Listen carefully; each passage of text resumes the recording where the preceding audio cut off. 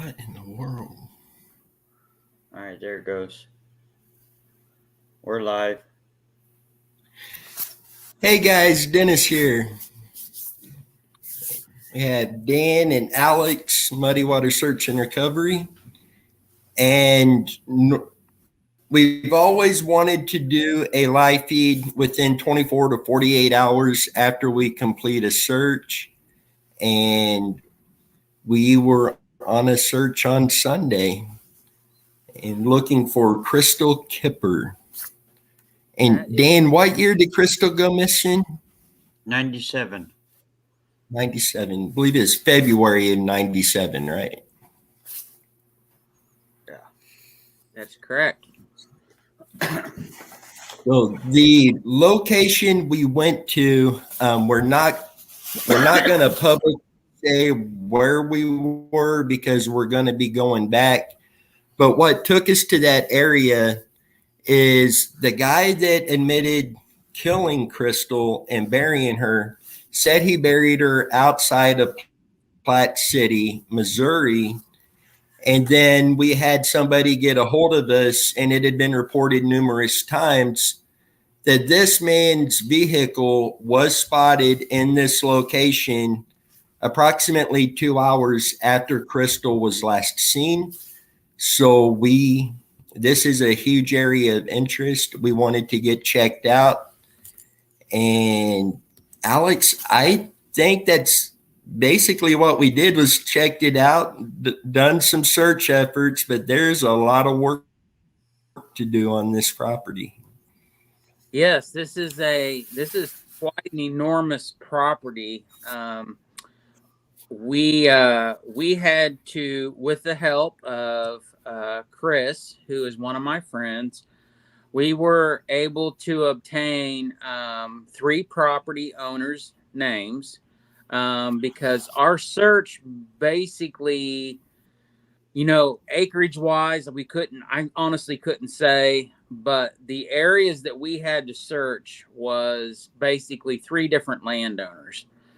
So I had wrote some letters and we sent them out, and within a couple days we started receiving phone calls from the landowners, and they all were on board with this. At one time they had all had, I believe, daughters and stuff. So it was great. We had positive feedback from the landowners. They absolutely gave us permission. I had told them in the letters that we would be there multiple times because eventually we would be there with GPR. And they were absolutely fine with it. So we headed out on, Sunday. We had met up at 12:30. I had texted the landowners because I do have their names and phone numbers in my phone now. I had texted them. I let them know that we were on the premises on the different properties. I told them that we all had on, yellow, orange safety vests. So if anybody received any phone calls and, people saying, hey, there's people walking on your property with vests on that look like they're hunting, so they would have a heads up to what was going on. So, yeah, I mean, it was an incredible day. It was cold, it was windy, but it was sunny. And, I mean, I can honestly say we probably walked a mile or two between up and down, back and forth, all the different search areas that we were looking at. And, yeah, it was a great day. It was great to actually get out, start searching. It was great that we had Dan on the other side of the phone to, help us with questions that we needed to look up on the computer or something. So Dan was helping us out with that aspect. We were actually going to vintage aerial websites on our phones, and we were pulling up pictures of the locations we were at throughout the years. So yeah, it was a boots on the ground, but it was also a lot of work that day for sure. Seeing you bring up a good point. As much research and digging as we have done on this case, and then being on the ground, how much more we needed to do once we were there in the terms of research on that location and of the man who admitted to killing her, as far as age, his body type, is he going to be strong enough? How far is he going to be able to carry her to help us narrow down on the ground the most likely locations? And it just shows the research itself. There's no end to it. There's always more needed. Yes. And, I probably would say that you're in agreement too, that there's absolutely no way we could at this point ever say that it's clear, because once again, we're in another situation where we absolutely hands down need a GPR. Yes. Because, we found so many animal bones, and we did I don't know how far you want to go into this, so I don't know how far I should talk. But we were finding stuff. Hands down, we just didn't go out there and walk around and talk, and we actually were finding stuff. We were finding animal bones. We were all talking because it was Dennis, it was myself, it was my wife, it was my stepdaughter, it was one of my neighbors who is my one of my close friends, Chris. And we were all out walking together. We were talking. We were running scenarios through our head. We're conversating with Dan on the phone, and Dan's working with us through the phone. And we were talking here, and we were looking at this location, and we were thinking, okay, well, could he have drug her body, or did he just pull off the road, or we even got back to talking again about the soil and the frost. And, we were talking so many different things and running so many different scenarios through our head that it was a lot of work that day, just between physically working and mentally running scenarios through our head and stuff. It was quite the day. And the soil, I've had that brought up many times by people reaching out. If you buried her, what type of soil it was. The soil was really sandy, and Chris was able to put a metal pipe, push it down into the ground at least 3 foot with very little effort. And then, Alex, you dug a hole with a stick in a matter of seconds out there. I had a walking stick that came from a church organization, and literally we were in a certain area that is it is probably one of our top areas of interest. And, it was like all of a sudden I went in a panic mode, and I'm thinking, we talked for a minute. Well, did this guy have a shovel in his car, or did he find a stick and just start using a stick to dig, or was he using his hands? So I had my walking stick, and it's kind of like a 1x2 that's, the church, they mill the sides and they router it. And so I went into like a panic mode, how fast I could just dig in a few seconds. And, I dug a hole big enough you could probably put half a watermelon in just within a matter of seconds. So, we thought, okay, well, if you're in a panic situation on adrenaline and you're like, oh my gosh, I just committed this crime, could he have dug a hole in the middle of the night and not be seen? And it's absolutely 100% a possibility. That he could have done this, but we thought of we tried to think of every theory in the location we was at. And there were so many options of what he could have possibly done with her body. Now, I just thought of another theory. Okay, You remember him being charged with rape, but Yeah. the girl got away. Yeah. What if he already pre-dug a hole for that girl and used it for Crystal instead? So let's talk premeditate. I guess let's back up for a second. So he originally said that he pulled off the road and he was going to back up and help her, and he hit her and killed her. But we know that's a lie because when he had to get the windshield replaced in his car, the windshield company had wrote notes, I believe, on their receipt or something that the windshield had been kicked out of the car, not in, or the back windshield would have been kicked in if he would have hit her, whatever the scenario of lies that he played.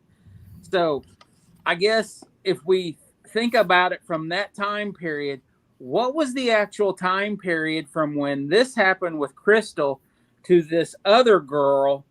What was the timeline of the dates? Because what if it was premeditated? What if he had gone down there and dug a hole like you were going, Dan, to put this girl, but it didn't work out? But I mean, I guess what I'm trying to see is what was the timeline between Crystal and this other girl? Hang on, I'll tell you real quick. I still got his court documents up. Okay. His first hearing for that case was September 11th, 1998 for the rape charge. And Crystal went missing in February 27th of 1997. And the detectives would have had to build a case, and it probably would have took close to 6 months or so to build a solid case to be able to bring it to the DA. But is there any of those documents, is there a date of the incidents in which the police went to his place and found her clothes when they let me back up. Is there any listing of the dates when the police went to his place because of this other girl getting away from him, and then that's when they found Crystal Kipper's belongings? So what is that actual date? That's kind of what we need to know, because that would put us in a timeline of what could he have already done this? Because I also think at one time, haven't we all discussed that the number of women that were missing in the Kansas City area within those few years between just normal women and prostitutes and stuff, and he was a sex offender? I mean, how do we know he wasn't a serial killer basically at this point, and he's to blame for these other women that are missing? Yeah, there was a lot of talk about that too. I mean, one of the documents I read. I mean, I guess I'm not trying to say he was doing it, but I'm just saying, what is the possibility that it could have been him? That's kind of where I would wonder, which my mind makes me wonder. That would be a valid question. Yeah. And going back to him finding, or law enforcement finding Crystal Kipper's belongings in his house, when they searched his house, they didn't even have Crystal Kipper in mind. This is all related to the other case. And lo and behold, they found her driver's license, a check stub, her car keys, as well as the turtleneck and the jeans that she was wearing. And DNA tests confirmed that those were Crystal's. Yes. What is the possibility we can look back at the Kansas City news stations or the newspaper articles, and we can try to find something that's possibly could bring up his name, Crystal's name? And do we have this other girl's name? I don't. I've never seen her name. But I guess what I'm just wondering is, are we able to pull up all three of their names through some type of, news newspaper articles or news broadcasts and see when this was first discussed, and if there's any date where they go back and they say, oh, on such and such date, the police went to, his house, his home, and lo and behold, they found Crystal Kipper's belongings and blah, blah, blah, blah, blah. I guess, is there any possible dates of that?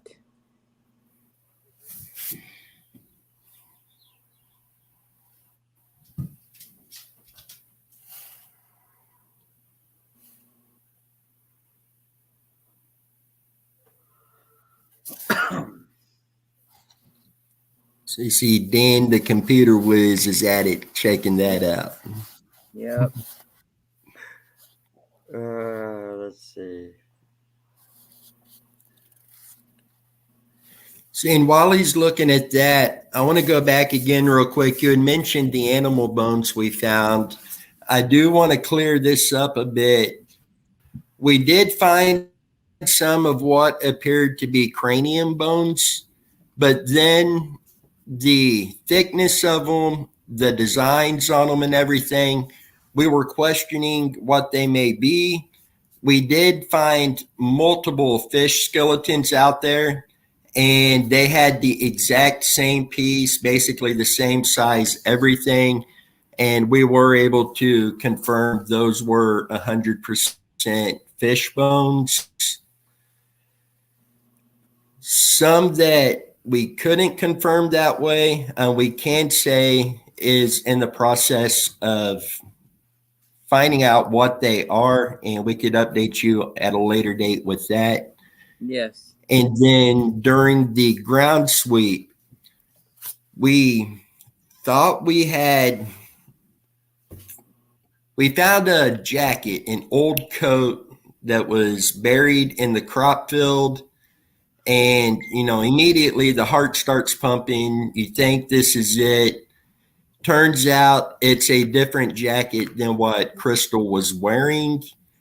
And with the wear and tear from being in the elements, being buried, it was a partial jacket. A lot of it was already gone, but we were able to determine that wasn't related to Crystal's case. Which it's an interest. I think I'm gonna let Dan talk. Dan looked like he was ready. Sorry. Should I say her name? Is it in the news article? Huh? Is her name in the news article already? It's on a website. Okay, as long as it's already public, it'll be okay. Okay. On July 5th, 1997, Angela Amos was kidnapped, tortured, and raped over a 10-day period before she escaped. When the police went to arrest John Williams for Angela's kidnapping, he discovered Crystal Kipper's ID, paycheck stub, car keys, jewelry, and articles of clothing, and a missing person flyer of Crystal Kipper. Wow, I didn't know the flyer was there. And you said that date was July 5th? Of 97, yep. So this was, okay. So this clearly happened February, March, April, May, June. I mean, we're talking 5+ months after Crystal had disappeared. So I don't think it was I don't think he had a hole dug. I don't think so. Not at this location. I mean, I just feel everything that we have looked at.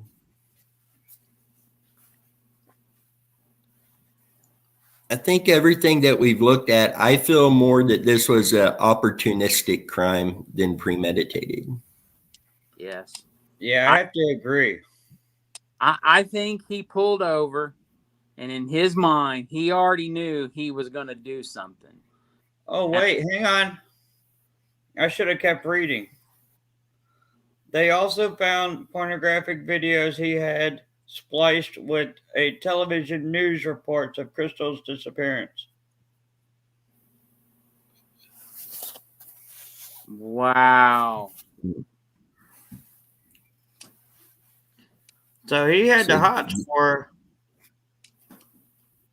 He was like, this is a sick individual.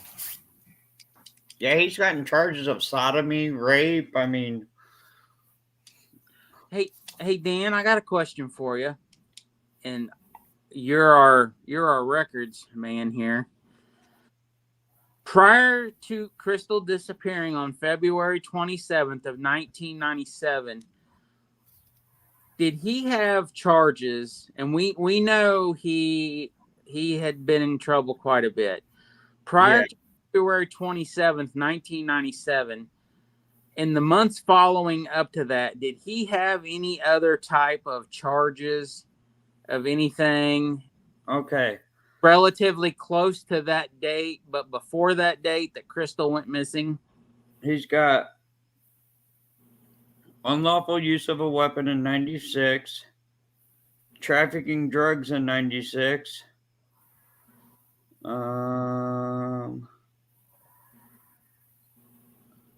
He's got over 100 and something charges.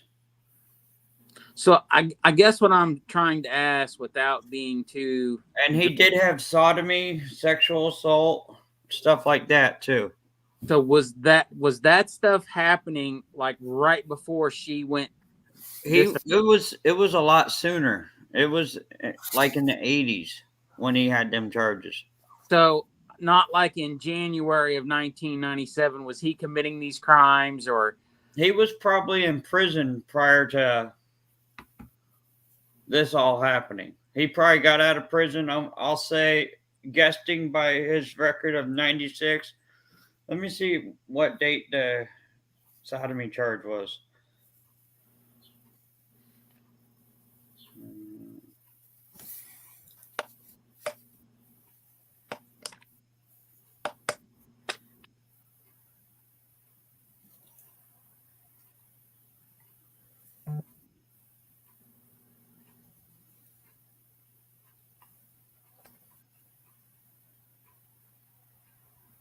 He was out in 91.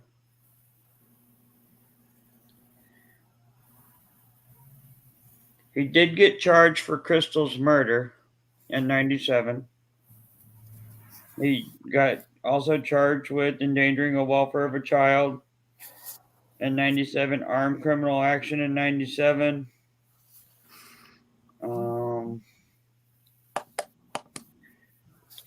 Now on Crystal's, correct me if I'm wrong, but didn't he commit suicide the day before they officially charged him with her murder? No, he was charged a month before. before his court date before he was going to get convicted for the rape charge. the Okay. rape charge, woman that got away? Yeah. His court date was in May of 99. That's how long that case was going on, from 97 to 99.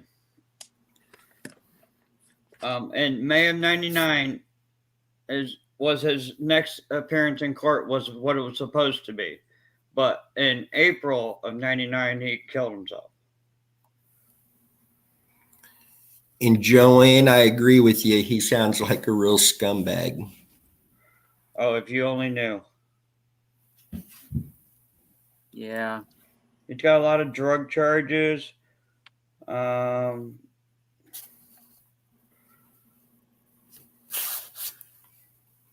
Forcible rape in 97. That's the one we're talking about. The forcible sodomy is also in 97. It is the Kidnappings in 97. Hey Dan, is the sodomy charge with that same woman or somebody different? Let's see. It's the same. It's the same dates. Okay. All them charges, the rape, the sodomy, the kidnapping, are all the same dates.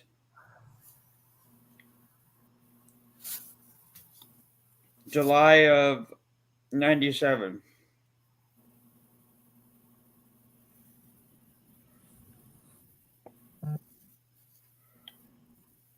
And the only charges prior to that, a lot of drug trafficking, which I don't understand. How he got away with not being in prison for only 3 years for drug trafficking when he's got multiple charges of it. But wasn't he a registered sex offender? He should have been. Okay, he should have been, but wasn't. No, because he killed himself before he got convicted. Okay. I thought somewhere we had talked about that, and I thought somebody had mentioned that he was on the sex offenders list. We might have been talking about the case that just happened here in Oklahoma, because that guy was a registered pedophile and what he did. Okay. But other than that, it's just drug charges and careless driving and stuff like that. So this kind of sounds like almost, I mean, we can't say for sure that he didn't do something else before Crystal. And that started it, and then he went to Crystal. He did what he did with Crystal, and then he moved on to this next girl, trying to get away with it again, possibly, or if there was somebody else in between. Well, he would have had to. Well, I don't know, because they didn't really. Them charges weren't filed for him until July, and Crystal went missing in February. He killed himself. That's another year.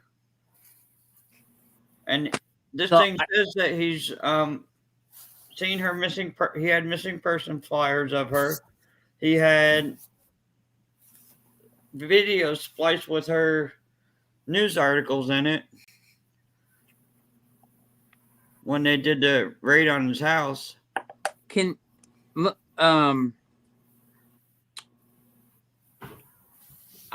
I forgot. Forgive me, I forgot this. Was Crystal from Kansas, or was she from Missouri? I mean, I know she disappeared just Kansas City, Missouri. Okay. So I'm not on my computer. I don't have my computer near me. Can one of you go to the Missouri Highway Patrol's website? I'm still on that. Okay, and can you pull up like January 1st of 1997 and come all the way up to July 5th when this incident happened with this other lady? Can we see how many women went missing in the Kansas City, Missouri area? I mean, I'm sorry I'm not on my computer, or I would do it. Now, what time period do you want to go from? I'm just hypothetically starting with January. You want to stay in the Kansas City area? Yes. Okay. Yes, I want to stay with January 1st of 1997, and then I want to run it all the way up to July 5th of 1997. Kansas City, Missouri. I want to see how many women disappeared just in those first 6 months. I'm just curious if there was a pattern of women who went missing in those 6 months in the Kansas City, Missouri area.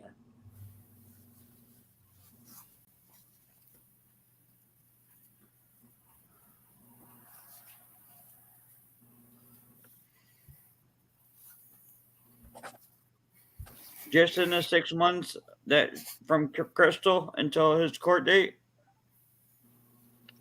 Yeah, well, basically January 1st, 1997, all the way up to July 5th of 1997.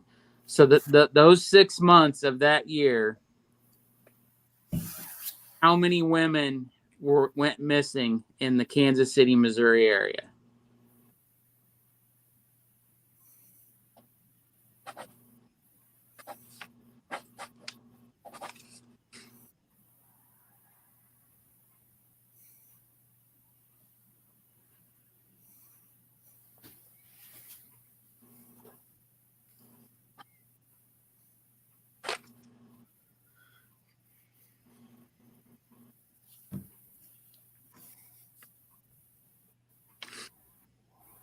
because I mean, something happened for him to start this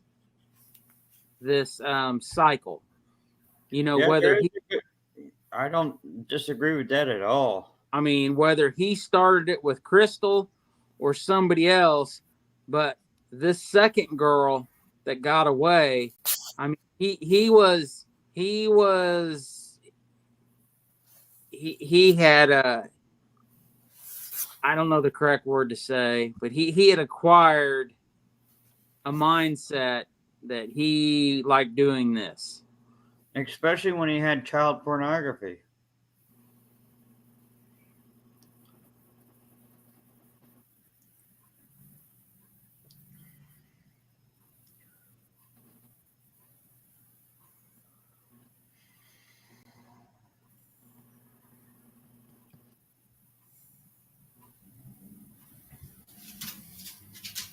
Jen, I mean, Jen's got a good comment.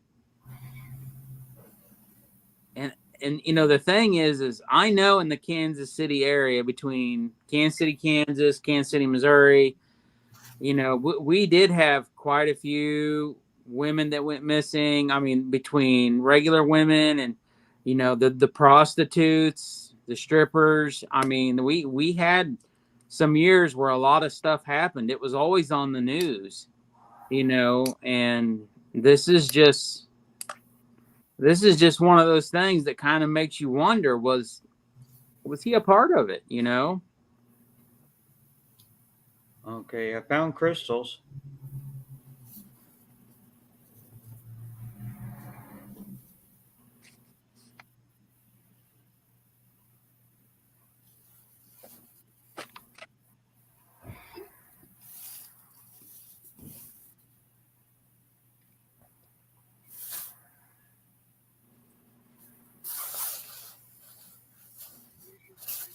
Was you going to be doing any slides on this live show? No, that's what I was trying to get brought over, and it was going so slow it didn't get them brought up. Okay. Now, another thing popped up in my head, but we haven't discussed what else was located, so I'm not going to bring it up yet.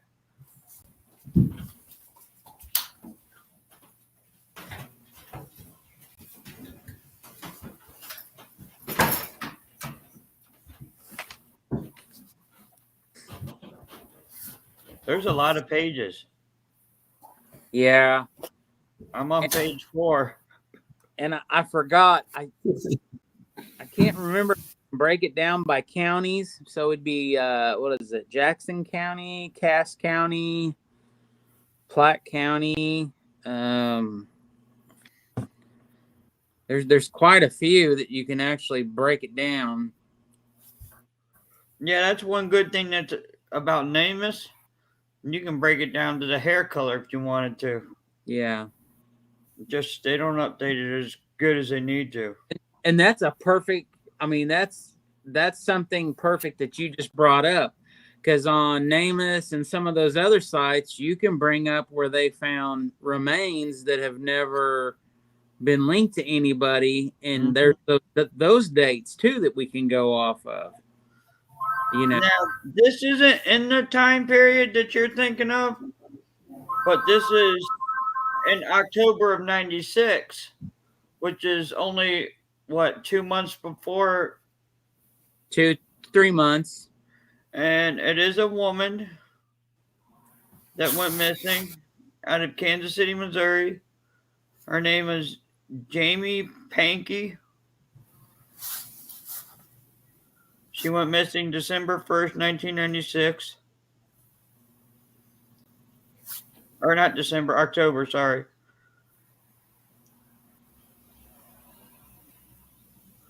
So far, that's the closest one, but I'm still sure I got a lot of pages to go. Okay. Well, I mean, that's something else we can look into, you know, and we can get those statistics, you know, for the next video that we do. Because this definitely isn't the last video on Crystal Kipper at this point. No. You know, we're going to have, I'm sure we're going to do another search, a walk search. And then we'll, when we get the GPR unit, we're going to be busy nonstop for sure. Come on, let me see that poster. All right. So, now I did find one February 14th of 97. She was 19 years old. She went missing from Kansas City, Missouri, 110 pounds. Her name was Teresa. I don't even know how to pronounce that last name. Lordiseutter.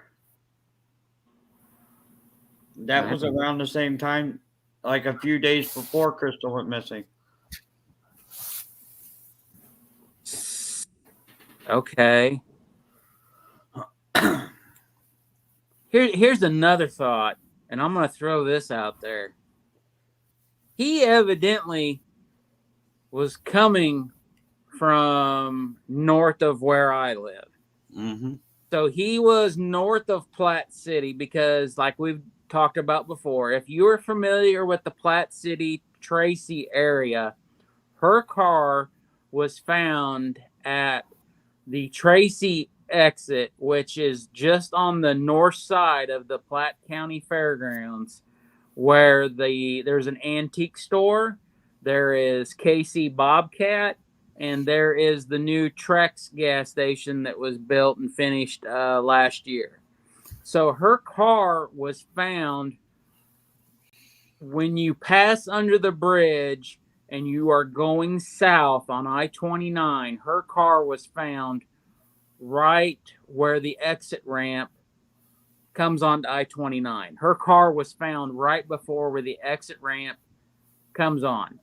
So either A, he was on the exit ramp and got on I-29 and then he backed up, or he was coming from north of where we all live. Let's say he was coming from St. Joe. I mean, there's two options where he was traveling from that night. So, and where did he live? He lived at. I got that address too. I'm naughty. I keep everything. It's like 422.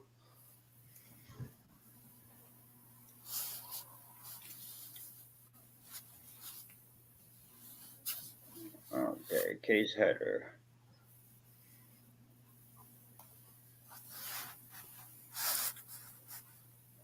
Come on, push the button. Because where I'm getting at is he wasn't near where he lived. I don't think he was north of where he lived. Now, here's another address that popped up with his name. Goodfellow Boulevard, St. Louis, Missouri. Well, that's clear on the other side of the state. Mm-hmm. That's one of the addresses connected to this rape charge. Well, how many women have gone missing in the St. Louis area? A lot. A lot of women went missing in the St. Louis area. Yeah. Kansas City and St. Louis are the two highest areas of people missing in Missouri by a long shot. So what? Okay. Dan, the information man. So, do we know where he worked at? Because I guess why I want to ask is he evidently had a physical address here, and he had a physical address clear across the state. What kind of job did he have? Because evidently on his criminal record, it's listing multiple addresses. Uh-huh. So On the court why- records, it lists multiple addresses. I'm sorry, what'd you say, Dan? Even on the court records, it lists multiple addresses.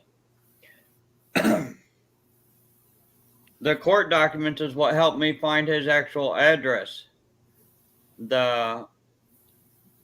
Because of the rape charge. Now, let's see, employment.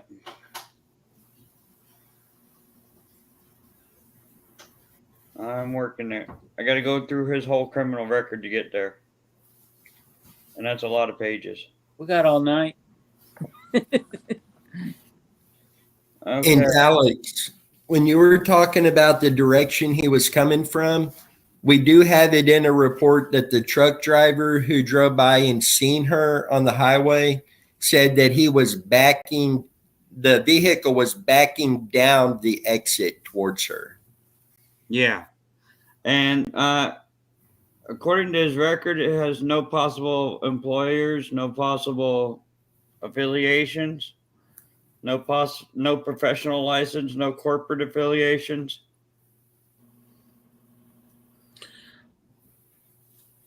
Huh. That doesn't mean he wasn't working. That just means he wasn't working on the books. Yeah.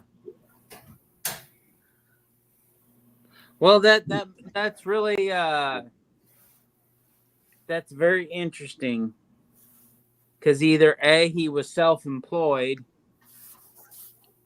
or Now, keep in mind, he was trafficking. So that could have been his income. that's true. For many years, he was trafficking.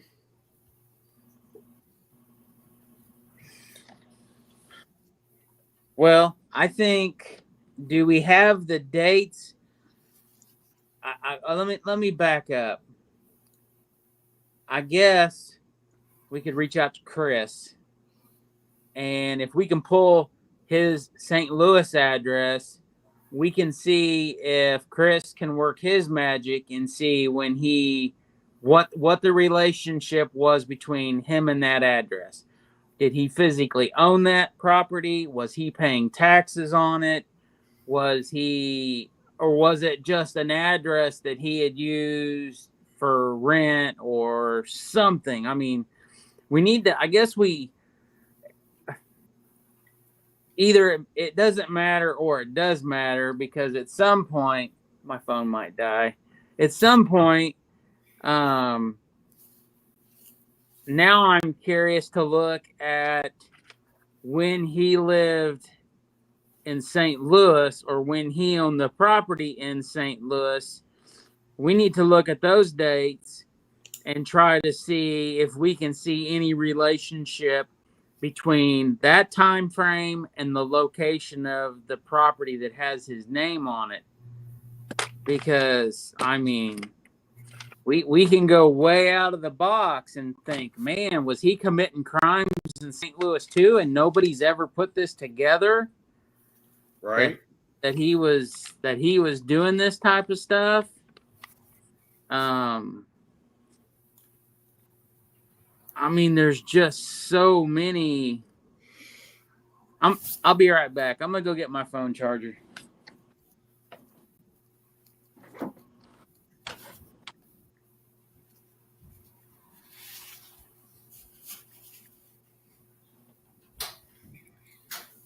Catfish says St. Louis is known to be one of the worst places to have more crime there than any other huge cities.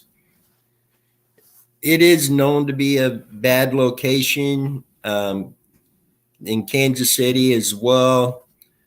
Springfield, of all places in Kansas City, is really climbing the charts on that, though.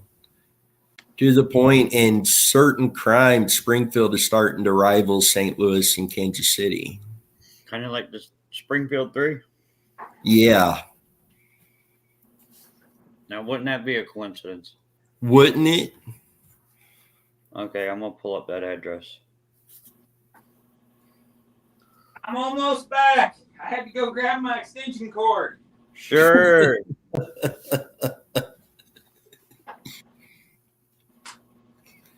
No, at least we had two-way radios out on the search, because I think even screaming like that wouldn't have got much attention out there Sunday with the wind. No, it would not have by any means. Well, I'm sorry, I missed what you guys were saying. Catfish had mentioned how St. Louis is known to be one of the worst places and more crime than the other big cities. And we're talking about how Springfield, of all places, is starting to rival St. Louis and Missouri when it comes to crime. Yes. Now, that address in 96 was registered to an Anthony Wardlaw.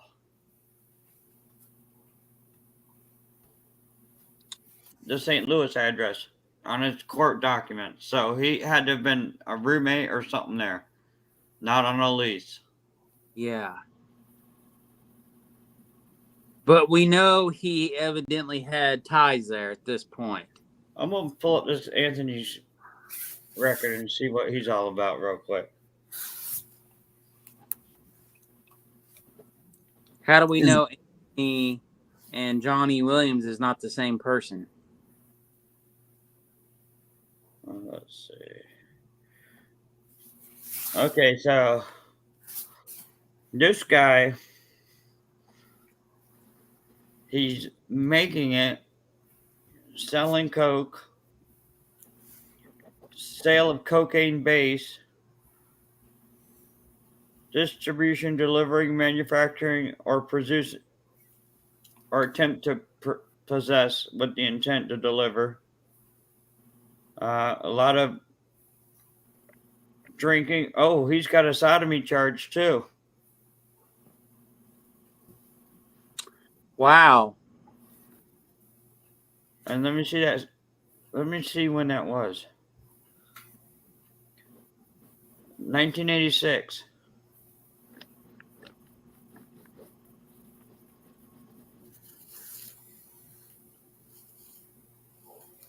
Well, we have some connections and some same shared activities.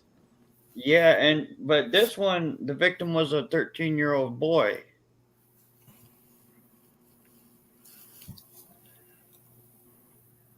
Man. So, if you link it all together, it is quite possible. Think about it. Williams got popped with child porn. Now, who's to say that child porn wasn't what happened here? You know what I mean? Yeah. But they've got similar charges. I mean, drugs, trafficking drugs, manufacturing drugs, sex offenders. Oh, something bit me. Maybe it was that guy. Yeah, leave that ghost alone. He's probably harassing me now. I'm going to check out the girl that was also living there. Same last name. She's got a lengthy criminal record, too. Stolen property, forgery. Yeah, hers is mostly receiving stolen property, which someone probably could have been paying for their drugs with stolen property. Possession of marijuana, drug intoxication.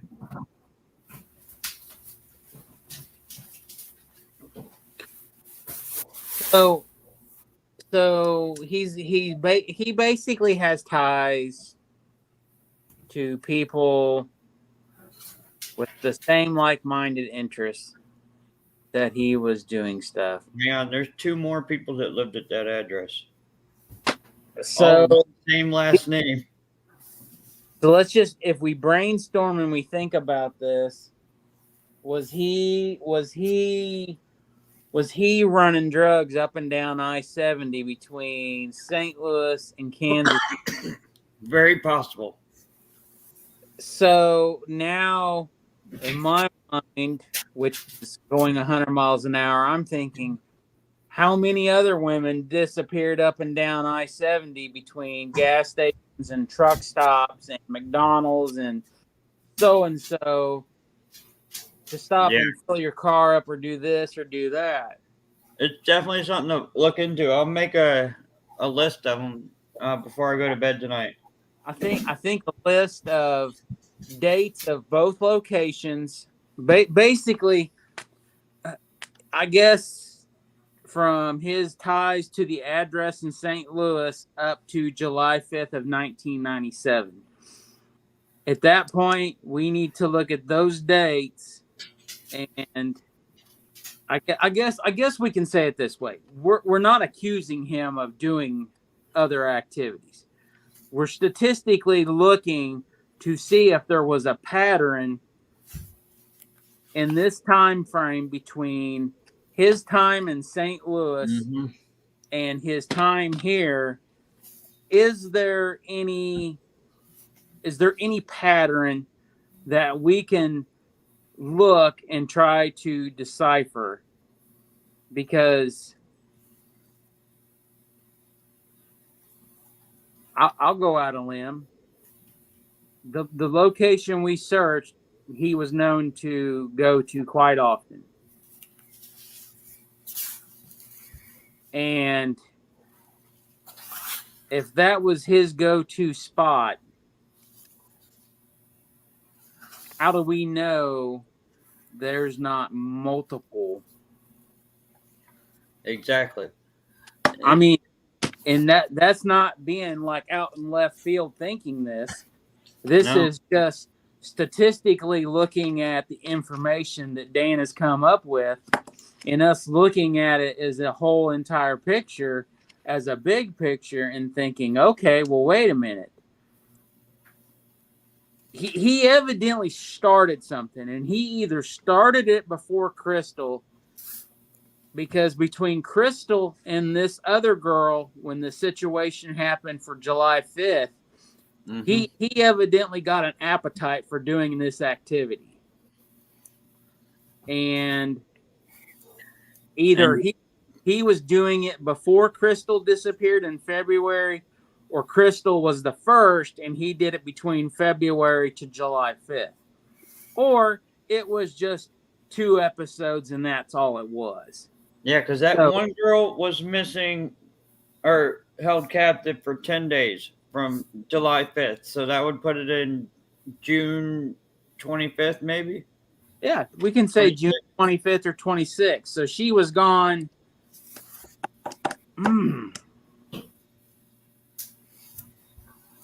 So Crystal definitely had to have been before her, because Crystal's was in February. Yeah, absolutely. Now the question is there more before that? Yes. Because I mean, we can honestly, we can say this, and we can probably say this with certainty, that if he was into these activities, and we know Crystal worked at a strip club, and she had to quit, so more than likely he was visiting strip clubs. He evidently had an MO for that, so on and so on.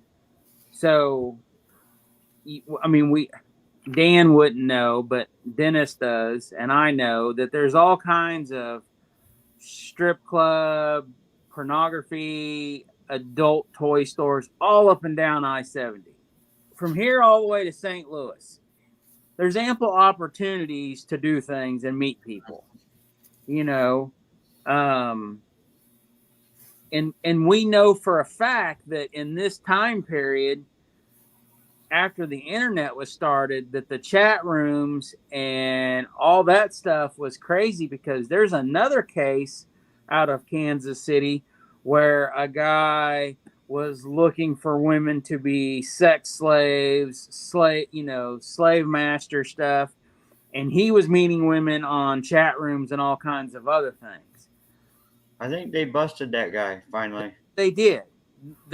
And he was burying women in barrels on his farm property and stuff. So, I mean, if he had this type of MO, there's, and once again, we're not accusing, we're just hypothetically looking and thinking, well, he could have, he could have had all kinds of stuff going on. It is definitely possible he just finally, if in fact he did. Yeah. Maybe it finally caught up to him. Yeah. So I don't know, Dennis. I mean, what do you think? Do you think, because I think Dennis and myself, and I believe Tammy thinks it, and I think Tammy's daughter, and I believe Chris probably thinks it too, that the location we was at, I mean, I feel that she could easily be there without a shadow of a doubt. Yep. Right. I mean, the time period, the 4 o'clock in the morning, 2 hours, yeah, without a doubt. The whole scenario of how he could have done things, and I don't want to go into too many details of the location, but there was at least 3 options in that area that he could have disposed of her, and at least 2 of them we walked, and we was finding stuff, and one of the locations where we found some stuff, I guess I can look at it this way, and this is coming from the landowner's mouth, and she told me that when they harvest, they are absolutely always afraid that they're going to find a body. Every time, she said, they harvest in the fall, they always are afraid she says she always is afraid. She feels like they're going to find somebody. Luckily, they haven't. But in that field, we had found some stuff. And it was very clear that this stuff, every year as they harvest, they disc up, they plant, every year the equipment is rolling stuff up to the surface. And we found stuff on the surface, and this is the kicker, is the corn. In one piece of something that we found, the corn had already started growing up through it.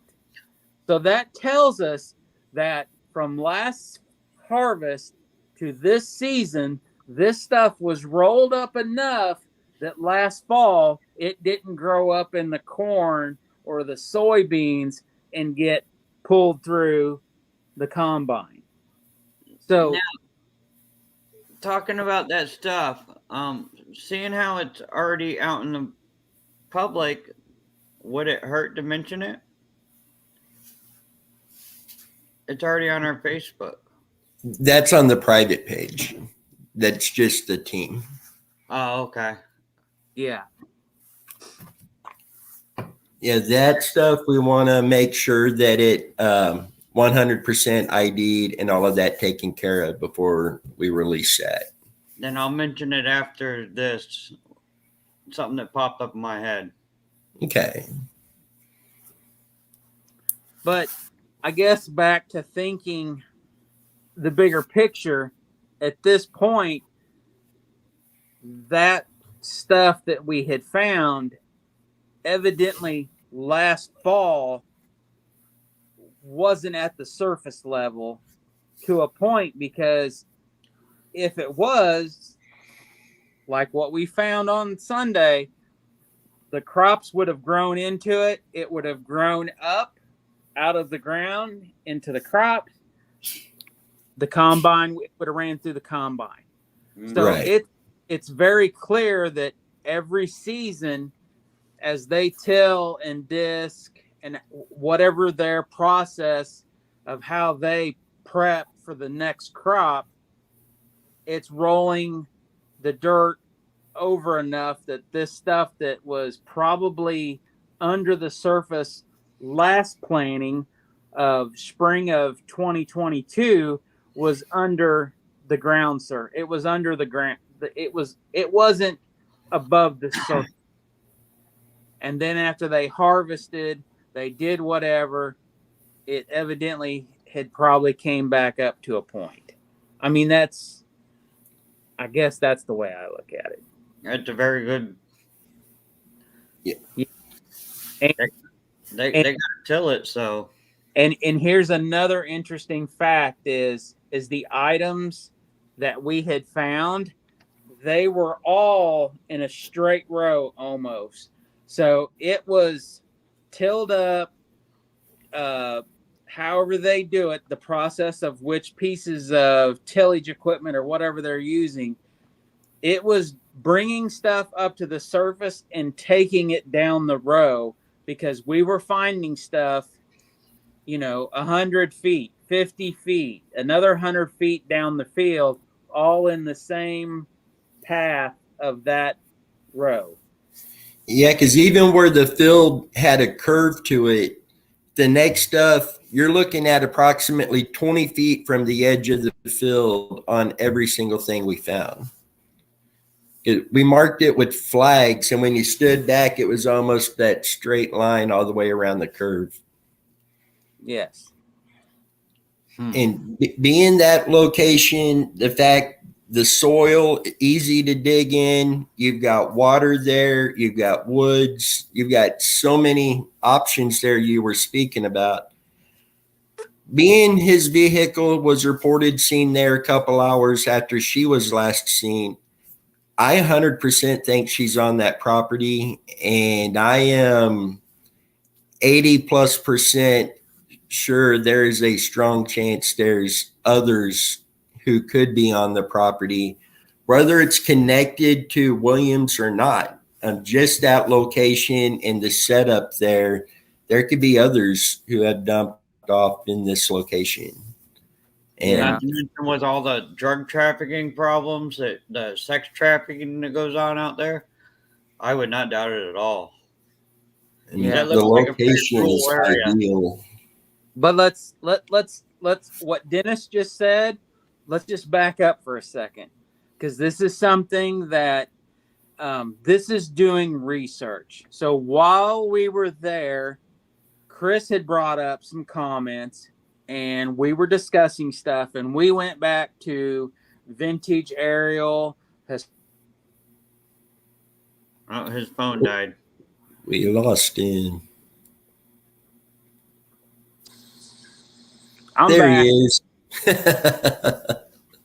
we had gone back to these images because Chris had brought up a question: was this section of this farm field that we were walking in, has it always been a farm field, or was it woods? So we went back, and luckily enough, we were able to pull up images from 1997, and it was clear 100% that field was a wooded area. It was not a tilled crop field. It was woods. So, once again, the probability of he could have pulled off where he did, he had option 1, he had option 2. Once again, he could have, in that adrenaline state, and that's something we thought of, is, if you're in this adrenaline state, and she weighed, what did we, 125 pounds? Yeah, something like that.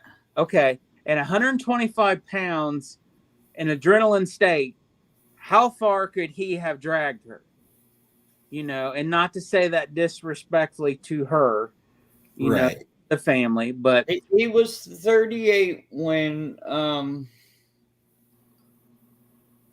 around that time period, 36 to 38. He was 38 when he was finally charged with that charge. So I'd say he was charged in 99, so I would say 36. Yeah. So, that was something that we talked about, could he, how far could he have dragged her? And I mean, we even talked about, I think I made the comment of, I know this sounds silly, but should we get a sack and throw 125 pounds in it? And we just take turns. Who could pull it the farthest without being like, I'm done. I can't do it, and do it kind of in that. I guess when you think about it as are you just pulling off where you did? There's no traffic at that time of the morning. I just leisurely do what I'm doing. Or is it B, you pull off, you're in a panic state because you just killed this girl and you're on adrenaline, your blood's pumping, you're in a panic state. You get her out of the car and you drag her where the options that he could have taken her at that point. So that's something that we had talked about. And of course, none of us truly know because we've never done that. So, it's hard to sit there and think, well, could he have gone here? Could he have gone over here? Could he have gone to this area? What is the least path of resistance? I mean, there's just so many options, when you try to sit here and brainstorm when you're physically standing at this place and you're looking at everything. I mean, Dennis can vouch for it. For a few minutes it was overwhelming because you look around and you're like, well, which way could he have gone? I mean, he could have gone over here, he could have gone that way, and he could have gone that way real easy. I mean, he had 3 options right off the top that he could have disposed of her body. One was absolutely unbelievably easy, and the other 2 were either drag her over here and left her to lay, and the other one was he had to dig a hole. I mean, I'm not going to say the third option because I don't want to give away the location at this point, but he had 3 simple options, if not 4. Yeah. But three options were the most easiest options to dispose of her. Yeah, and she was 5'5" at 125 pounds. That's not much. I mean, it's not. And it's probably not when you're in a adrenaline blood pumping state of panic mode of what do I do? What do I do? And where we parked was very close to where he would have parked. And it absolutely, as soon as you got out and you started walking, your mind is just going, she could be right here. Well, she could be over there, because at 4 a.m, 3 a.m, 2 a.m, there's hardly any traffic in this area. So, and he's going to think that he's got plenty of time because who's really going to be out that time of day? That's right. The only downfall to this situation was February. And in February, there's no leaves on trees. There's no tall grass. There's no crops in the field. So, in these certain areas, absolutely in the dark. Was he doing it in the dark with no flashlight? And we know for a fact that he had visited this area many times. So he knew it like the floor plan of his house. He knew where he could go, how quick he could walk there, et cetera, et cetera, et cetera. So, and I guess till tonight, I never thought of it as if he's done this more than once, that there's no telling what could be down there. I mean, in all honesty, but we're not going to know till we have GPR. He went somewhere where he was comfortable. Yeah, because at this point, everything that we walked was either visible in the dirt, we were walking in short grass, or we were walking in weeds and stuff that's already started growing. And within another month, one area of it, you're not going to be able to see nothing on the ground. The other area, the crops are coming up. You know, one area, there's nothing growing there, and there's nothing ever growing there, you know, and then there's the fourth option. So, you know, I guess when we look at it, you know, you just think, well, what did he do that night? You know, it's difficult to sit there and try to think in your mind and relive what he did and what could have happened.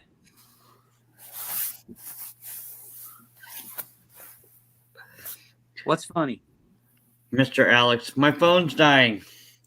And then I have to plug in mine because mine's dying.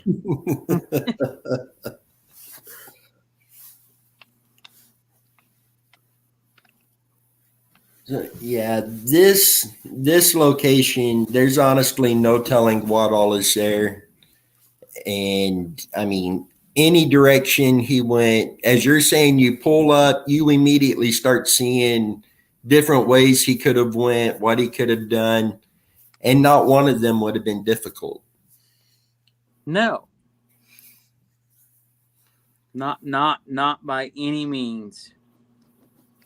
And that's just what's so crazy about it is you just pull up and you're like, I mean, I'll be honest, I don't even think we were there 5 minutes and GPR was brought up. It's like, well, if we had GPR with us, you know, this first area would be a no-brainer. Or even a dog. Yeah. And unfortunately, all of the teams that I've contacted around this area with cadaver dogs are set up to where law enforcement has to call them out. They can't come out on their own like that. So we're still looking for a team that would be able to come out and get that done. With the cadaver dog, they would be able to get both areas we walked through. They'd be able to get that cleared within a couple hours with the cadaver dog. Yeah. Now, have you reached out to the person I told you about? Not yet. He said he's allowed to do it out there. Okay. He's not bound by law to stay in Oklahoma. I'll reach out to him and see if he'd be available to come up. Yeah. Absolutely. Motel room, food, whatever he was needed. You know, if he charges money, you know. He doesn't. Okay. Well, It's yeah. all nonprofit. Okay. Well, that right there would be, oh wow. But I don't know if he requires law enforcement. I didn't ask him that question. And that's another step we need to look at doing is going in and speaking with the sheriff's department about the case and the efforts and see if they would be willing to put that call in if needed. I'm sure they would. I'm sure they would in a heartbeat because they want this case closed. So does the KBI or the FBI. They did a ceremony for the detective that was working Kipper's case. Wow.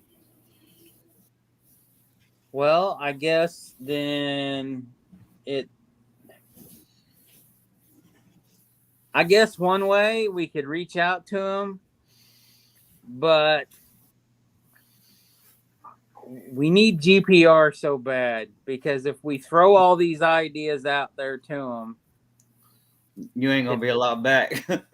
Cadaver dogs and GPR. Yeah. You know, and if we have GPR, we can say, hey, we are going to do this with GPR. We're going to search these locations. Will you work with us with details of situations? You know? Yes, because it would be nice if they would give us details on John's size. Yeah. Yes. I can't believe there's no physical description of anything. Nowhere. I looked all over the internet. There's not one mention of his height, weight. The only thing I was able to find was his age. And I found that while you guys were out searching. Thanks to that court document. Too bad we couldn't find a copy of his driver's license. He had a lot of problems driving without it, so he probably didn't have one. That's a lot of his charges too. So,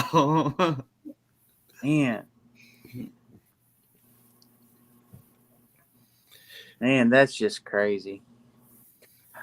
So I guess, you know, in my thoughts is we have opened up a book with Crystal Kipper's case that there's no telling how many chapters could be in it. Right. Just last week we had this. I mean, the last month or two we had discussed stuff, you know. But now, after we've had this talk and discussion tonight, it truly has opened up so many more questions that, you know, we I guess we need to look into it and look at these other possibilities of things that could be related to him. mm-hmm. You know? And if we have connections in St. Louis, we have connections here. We know he's traveling back and forth on I-70. And in between. There's no telling. I mean, Lisa wants to know how much your shirts are, Dennis. Lisa, I will have Megan get a hold of you on that. Megan's the one that makes us. And she just went in the other room. Now, I don't think he took her very far, especially if she kicked his window, busted his window. Exactly. He wouldn't have took her very far. And the location we searched versus where she was found, that would be coming the back way around. He wouldn't be on the highway. He can get off the Tracy exit and then come the back way around like 92 down to 45 around that way. So you don't have a lot of traffic.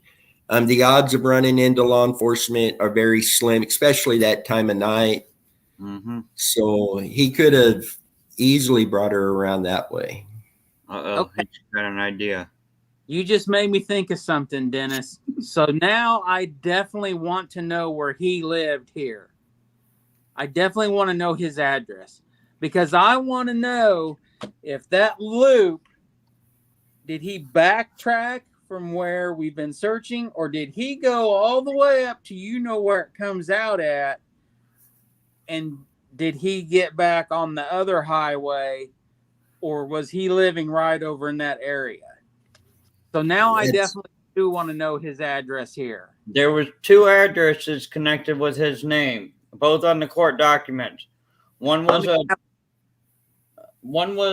the 8760 Goodfellow Road or Goodfellow Boulevard in St. Louis. Hey, slow down. I can't write that fast. 8760 Goodfellow Boulevard.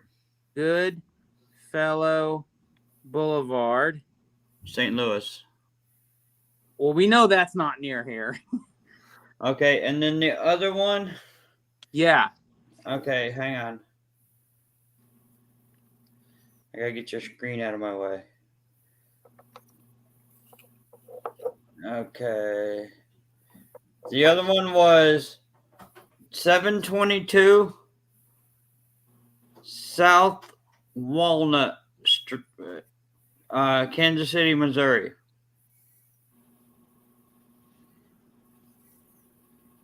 Okay. Um, as soon as we're done, I'm gonna look up that address, and I want to see because I don't know where that's at off the top of my head. It's a condominium. The 722 one, that's in a condominium. Well, at least right now it's a condominium. I don't know what it was beforehand.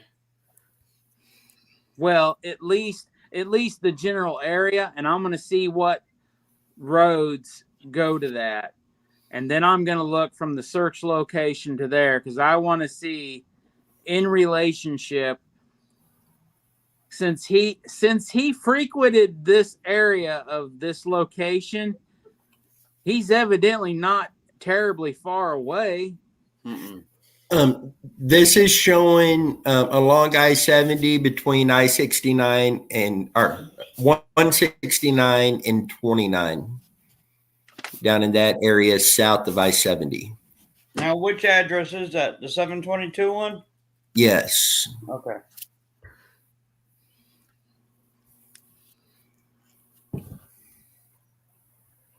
And that would be south of that location, correct? Which would put him going southbound. Whoa. Back up. I-29 ends. I-29 doesn't go on the south side of I-70 by any means or anywhere near that. I-29 starts where 69 and 635 meet.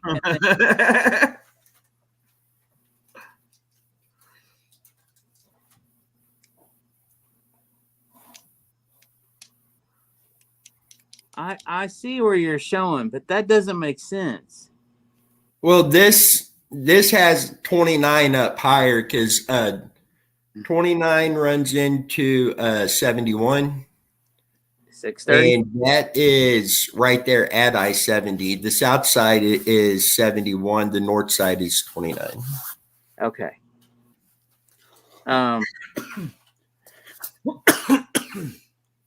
So Steamboat Arabia Museum. Yeah, that's just north of where he lived. So we're talking city market area. Right. Yeah, I never looked on Google Earth yet to see what that address was prior to current. Yeah. Alex, this is really making me wonder what all is going to be found on this location. Yeah, because they already know it's your birthday. Yeah, happy birthday, by the way. Happy birthday. Happy birthday.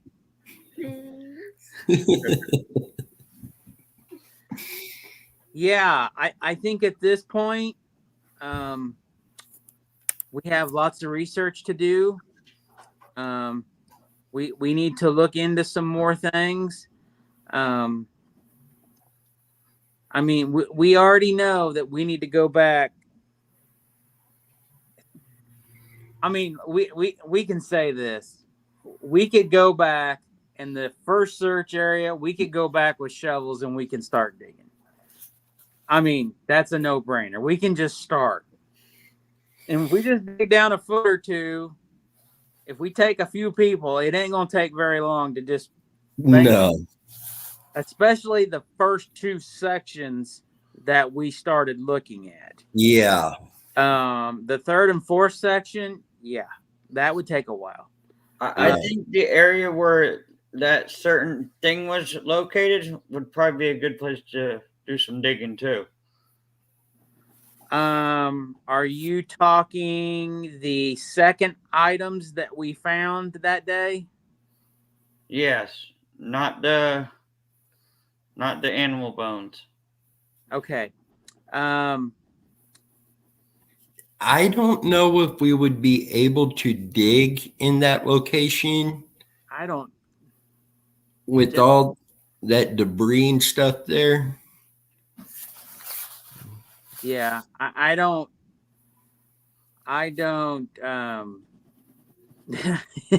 It's going to be this is going to be a challenge. That's like us. We would have to take the mini excavator down there to remove all the debris. And I don't think it in that particular part of the search locations, I don't think we're going to be allowed to do that. No. Don't think so. Because that's kind of the right-of-way type scenario thing with the other thing that's there and the other thing. I don't think they're going to be that because I just don't think that's going to fly. Us doing stuff by hand in the other areas is kind of nonchalant. Not that I don't know if we would be doing anything illegal or not. I don't know. But that other area that we're talking about where the second thing we found, there's just so much debris there. I just honestly don't think you could even get the shovel physically in the dirt with all the debris. And we tried looking through it, and it's so thick right there, you can't even see 6 inches into it. Yeah, it's and you know, Chris found that stuff, and Chris had probably been over there for 15-20 minutes and, you know, looking and stuff. And I just don't think that the average person who's just blindly looking for stuff would have ever seen what he saw that night or that day. Because Chris is I guess we could say is an avid arrowhead hunter. And he has a knack for looking for stuff, and you know, he's the one that found that particular item. I just think that I don't know. There's just so much debris there that I don't know how we could get away with, besides chainsaws and brute force labor, how we would ever get it cleared enough in those areas to actually physically do any digging. And then again, we get into that panic, the adrenaline. Could he have drug her body from where he parked all the way to that particular spot where we found that?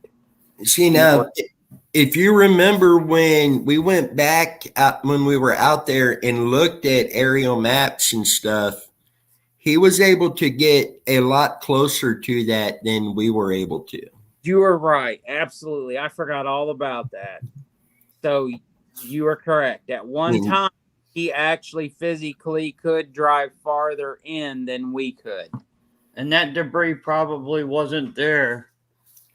It may have been in that location, as that location seems to hold debris a lot. Now, is that debris from the river filling up? Yes, because this is right down not far from the Missouri River. So you've got debris washing down. And we could say we're at a small river is where we're at. It is borders where we're searching. So you have all that debris that comes down through there. And this debris pile, when we were standing down at the bottom, was well above us. Yeah. Which makes you wonder, with you having that debris pile there, could the soil that you were poking through, could that have been the river soil that washed up on shore? We discussed that. We discussed if the grade could have changed up and down over the years due to the conditions that happen in that area. We had discussed that. As you know, in that area, there's like 4 different there's 4 different sections right in that certain area. The first 2 sections, the way I'm trying not to give away things, but the possibility of the soil washing up in there and raising the grade up and down, I don't really think it would have been too much. But as you go to the third section and the fourth section, we can say has probably changed often quite a bit between what happens, because there's evidently a humongous pile of lumber there from things that happen in that area. So, but I mean, we know that Chris had a metal piece. I think it was a piece of conduit. I think so. Yeah, it was like 4 or 5 feet long, and he shoved it like 3 feet down in the ground like it wasn't nothing. Yeah. And we did that numerous times in other areas. And even though it's dry, it's very sandy and soft with dirt. It's kind of a sandy loam. It's probably 75% sand, 25% dirt. Yeah. So that's where we got back into, one, did he have a shovel in his car? I mean, let's be honest. There's 3 of us right here. Who has a shovel in their truck? I plead the fifth. Okay. So 2 out of 3 of us have shovels in their trucks because of something we do. Not knowing what he did, and I believe he was driving a car, was he not? He wasn't driving a truck. So in my mind, I kind of think he probably didn't have a shovel, unless he had already thought in his mind he was going to do something bad and hurt somebody and in their life and dispose of their body. And he premeditated. So yeah, he already had a shovel in the trunk. So I guess in my mind, I think that did he just walk around and find a stick and start as fast as he could? And I did it with my walking stick just within a few seconds. I mean, I had dug a hole that you could have put half a nice sized watermelon in just within a few seconds. So it's not out of the question that if he had a stick and he's only 125 pounds, you know, of a petite young lady, could he have done it? Absolutely yes. Did he bury her deep enough that animals wouldn't have smelled her and dug her up? We don't know. You know, and at that time of the year, we don't think people would have been in the area. So would it been if somebody would have showed up in April or May, would it have looked out of place if they saw an area where the dirt had been disturbed? Well, we don't know, because we don't know the conditions, how the rain, the snow, etc. affects this area. You know, could she have decomposed enough that the ground had sank and had an indentation? I don't know, because we don't know. We haven't studied and learned enough about decomposition rates when a human body is buried in the ground. How fast does it take to go from a full body to skeletal remains with no flesh, organs, or nothing? It depends on the temperature. Like, say, for example, we'll use a different case. You remember the Brian Laundrie case, right? In Florida? Yeah. His body made it to skeletal remains, and I think they found him within a month.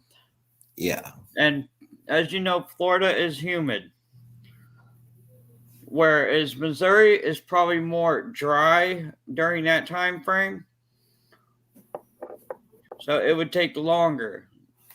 You know, and I can say that when Dennis and I was working with the historical weather records, we didn't actually look into the amount of precipitation that was happening in that month, the following months. We had just looked temperatures, because our thought was in February, the end of February, how cold was it? We're thinking a frost line in Missouri. I mean, it's I can tell you from digging around here that when it's super cold, yeah, I mean, you got to get down 30 some inches before you hit dirt that's not frozen. So our thoughts were, well, in February, how cold was it? Because hypothetically, could he even have dug a hole? He would have at least had to dig a hole, I would say, to at least get her covered up at 125 pounds. I'd say at least 16 inches. So when we did our research in that month of February in 1997, there was only a handful of days that was remotely even close to 32 or colder. All the other was well above freezing. So, and I mean, we didn't look at January. We didn't look at December. We should have. We should have looked and seen what the temperatures were. But we know for a fact that in February of 1997, there was only a handful of days that it was remotely frozen. And that was not going to be enough to where he couldn't have dug. No. I mean, and with that soil the way it is, even if it's partially frozen, he's still going to be able to dig through that pretty easy. Yeah. So, I mean, I even think Chris had made the comment that, oh, we need to look at the records again. And, maybe in February of next year, we need to be there on that date and go down there and look at the conditions. Are they the same type of conditions? And how far can we dig if we don't have any resolution to this area by then? She was. Go ahead. This is to Bobby's comment. She wasn't in a duffel bag. She tried kicking out his window. She was either in the front seat or the back seat.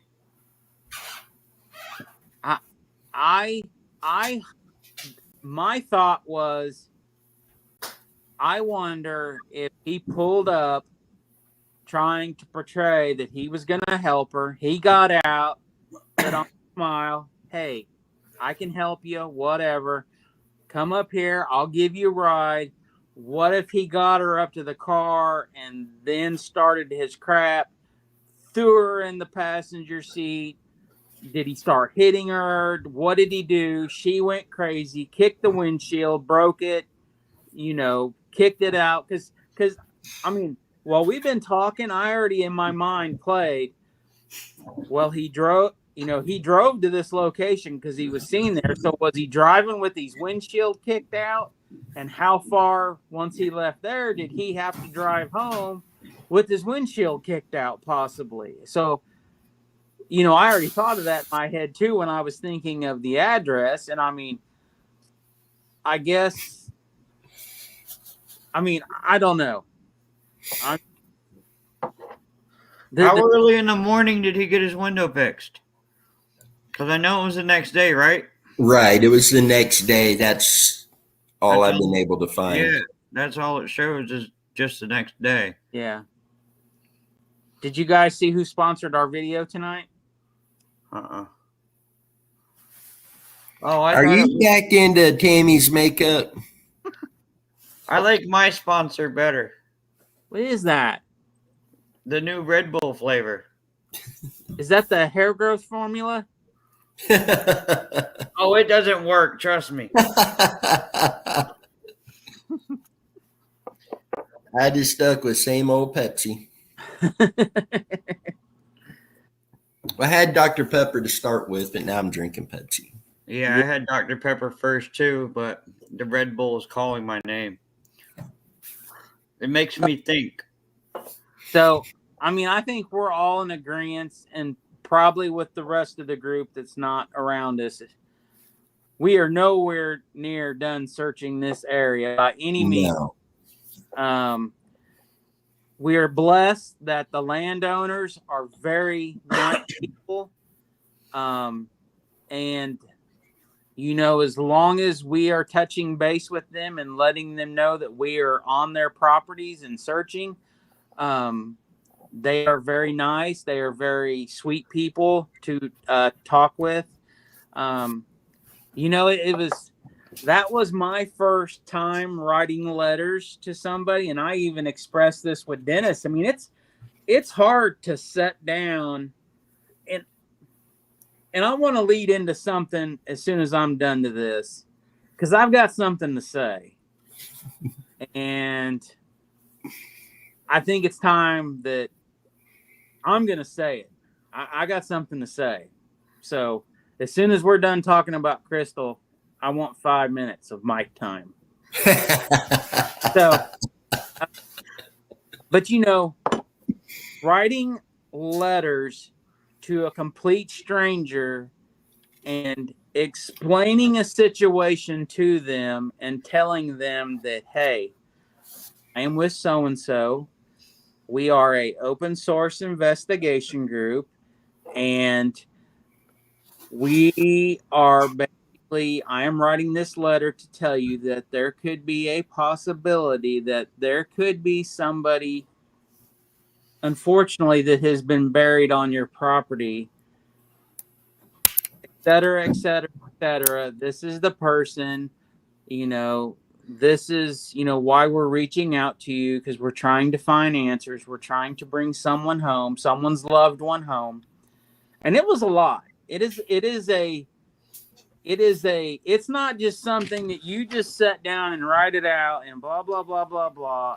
I mean, I think that day I spent 2 hours writing stuff out, changing it, adding stuff, and using this certain program to help someone that's not, I mean, I clearly don't use big words, but trying to write something where somebody looks at it and, one, doesn't get freaked out, two, understands the situation, and three, hopefully with their blessing that they would agree for us to do this.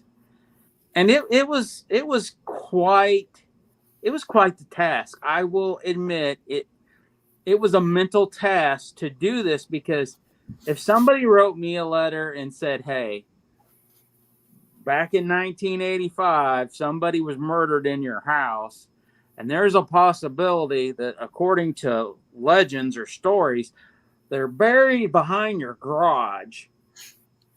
I mean, let's be honest. Anybody would be like, what the heck? Whoa. And I remember that one of the first the ladies that I talked to, I think her first thing was, she said when she started reading it, she thought somebody was trying to buy their farmland. And then she totally was like, oh. And believe it or not, one of the, how did this go, Dennis? Was it one of the property owners that she was best friends with Crystal Kipper's cousin? Yes. There was a connection. And as soon as she read all this, she was one of them that called, first called me, and she said, hey, this is so-and-so. Alex, I got your letter. And I think we talked for an hour on the phone that day. And I was going over stuff. I was explaining who we were and what we do and so on and so forth. And, and she was just like, Alex, absolutely, you have our permission. Just, keep in touch with me when you guys are going to be there, blah, blah, blah, blah, blah, blah. And it was a lot of work, but I guess it was rewarding that they absolutely 100% agreed to let us do the search. And I know that we have hundreds of more letters to write for all sorts of cases. So,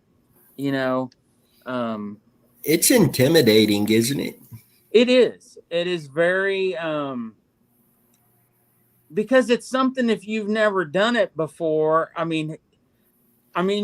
sat down and I start thinking, okay, do I start off with who I am and who I am affiliated with and what we do.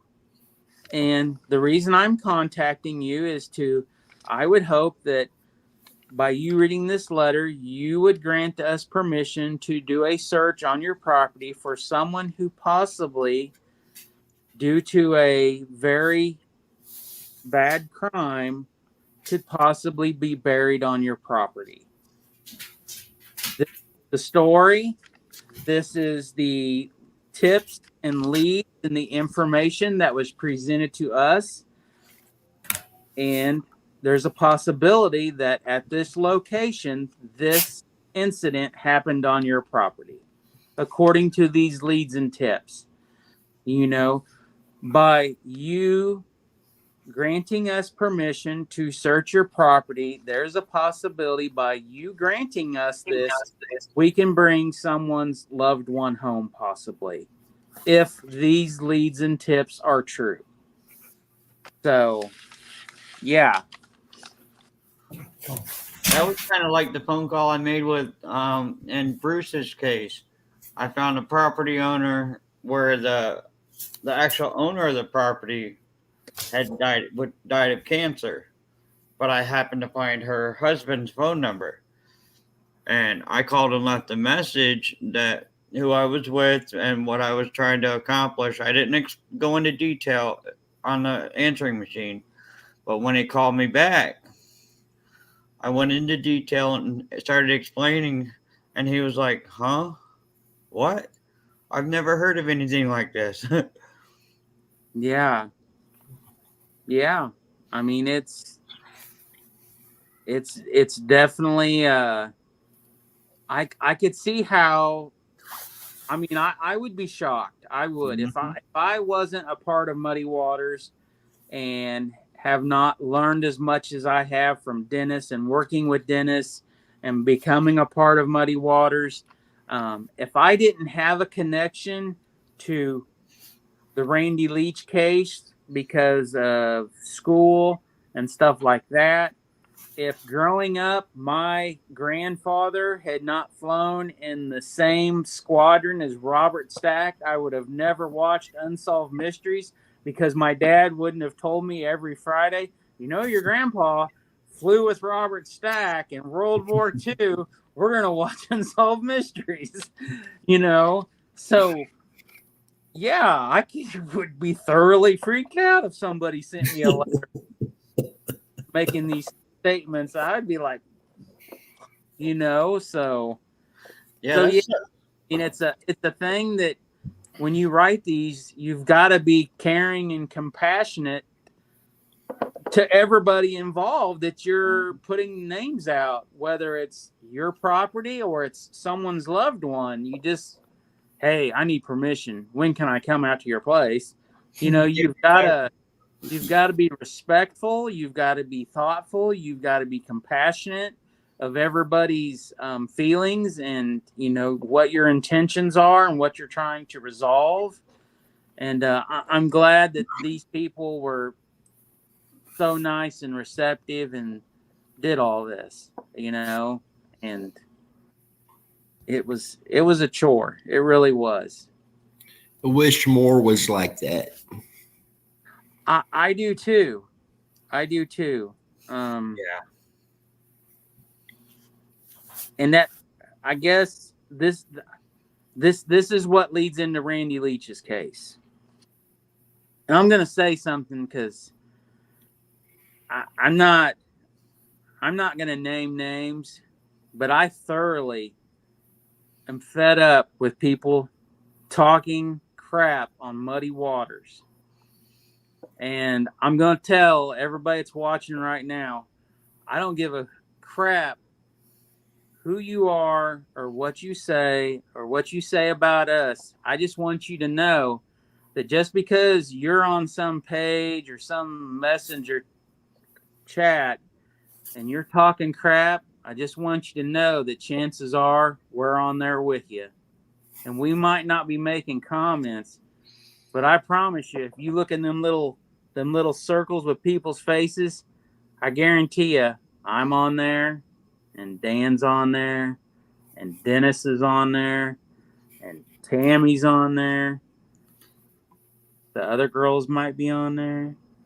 So just be mindful that if you want to talk smack and crap and BS and run your mouth that Muddy Waters doesn't do anything, you know, there's scenarios and situations. You know, are we going to go out and check ponds in January when stuff is frozen? February, if the weather's 10 below zero? No, we're not. Because what are we going to do? Go out and freeze to death, getting in ice? I mean, we have to use our heads, for one, for our own safety and for our own health. You know, we have reasons why we do stuff and when we do it. You know, unfortunately, we had a loss. Sonar equipment was stolen and stuff. And I can be upfront and honest here. We don't pull in $5,000 a month from YouTube. We're not pulling in $500 a month. We're not this big, giant, high dollar running, you know, group that has all this money running out of our ears. I mean, Dennis pays for stuff out of his pocket. I pay for stuff out of my pocket. You know, Dan pays for stuff out of his pocket that he's working on. So, you know, yeah, it was a task buying another boat, buying another engine, buying another sonar equipment for us to do searches. So before you run your mouth and you get on there and talk shit about Muddy Waters, that we're not out doing nothing, please do your research and figure out why and what we are doing and what we're not doing. Because you never know what we're doing. Nobody knows where we're at because we don't tell people what we're doing every moment of every day when we're out doing searches. There's things that Dan's on. There's things that I'm working on. Dennis is on the phone talking to people 24/7. You know, I mean, we are always working on stuff. So I'm not trying to get on here and be a jerk about stuff, but it really upsets me that people would run their mouths not knowing what is or what is not going on and what financial, you know, restraints that we run under. Because once again, nobody is sending donations to us on a regular basis that is building a bank account for us to buy this, buy that. I mean, it's clear we've been talking about GPR for a year, you know, and I've told Dennis straight up, as soon as I sell my other house, that's the first thing I'm going and buying is the GPR unit. I will literally put my check in the bank when I sell my other house, and I'm going to call the company and I'm going to pay for it. And we're going to be done. We'll have it. I've already made that promise to Dennis, and I'm not going to break that promise because we need that piece of equipment. We need that piece of equipment to better us, to give us more options to help families who have missing loved ones. And if other groups ever reach out to us and say, hey, Muddy Waters, we heard you got a GPR unit. Can you come over here and help us? And I'm going to be like, hey, Dennis, these people need our help. I'm out. I'll be back in a week. I'm heading to Iowa to go look for somebody that possibly is buried in a field. Dennis is going to call and say, hey, Alex, we need to run to Nebraska this weekend. We need to leave tonight. We need to get up there. We need to do this. We're going to do it. Dan's going to say, hey, man, I need you guys down here this weekend. We got a situation, and we're going to do it. And we will do it, and we will help anybody and everybody. But it absolutely kills me that people will run their mouths and try to throw us under the bus just to compare us to somebody else, because we're not comparable to that other group. We don't run under their bankroll. We don't give up. No. I mean, it's just... You know where that one went. And it just walk kills away and say, oh, we've got... It just kills me. It just literally kills me. You know, and the other day when that all started, I was like, uh-uh. And then I get home and Tammy's like, oh, you ain't going to believe what I just saw. And I'm like, I already responded to it. And I said, I already responded to the other one. So, I mean, and like I said, I'm not trying to be jerks, but everybody works at what they can work at. You know, we all have different situations and we all are able to put time in where we can, with we can, and what we have to work with. You know, we couldn't go out and do water searches without a boat and sonar. We now have it. We financially, it came to us. It worked. You know, it happened. We're now back in that position, you know, and it's these type of things that maybe I should just shut up. So I'm sorry. See, Dennis. Go on. you know, and when we kind of discussed that whole situation, this ain't the first time we've had somebody come out like that. And we try to be as transparent as possible. As Alex says, we don't reveal our actual search locations until the search is complete. And that is just from death threats that we've received in other cases. So it's for our safety. But if you're ever curious, you know, do you guys have something going on? What are you doing? We put our email address on every video. That is our team email. Every member of our team has access to that. Please just shoot us an email or a message off of Facebook or a phone call. Hey guys, what do you have going on? We will at least be able to give you an idea of what we're doing, even if not the actual location. But to have people say we're not doing anything, I can't tell you how many hours each person on this team has put into these cases. It's every day. Holidays, birthdays, anniversaries. At some point that day, at least one of us is digging into a case, looking for answers, lining up searches, a lot of searches coming up. Yeah. And I made the comment to Alex, you know, it seems that most of the time somebody is coming on and bashing not just us, but any of the teams that are out there searching. Most of the time, the person doing the bashing, where are they at?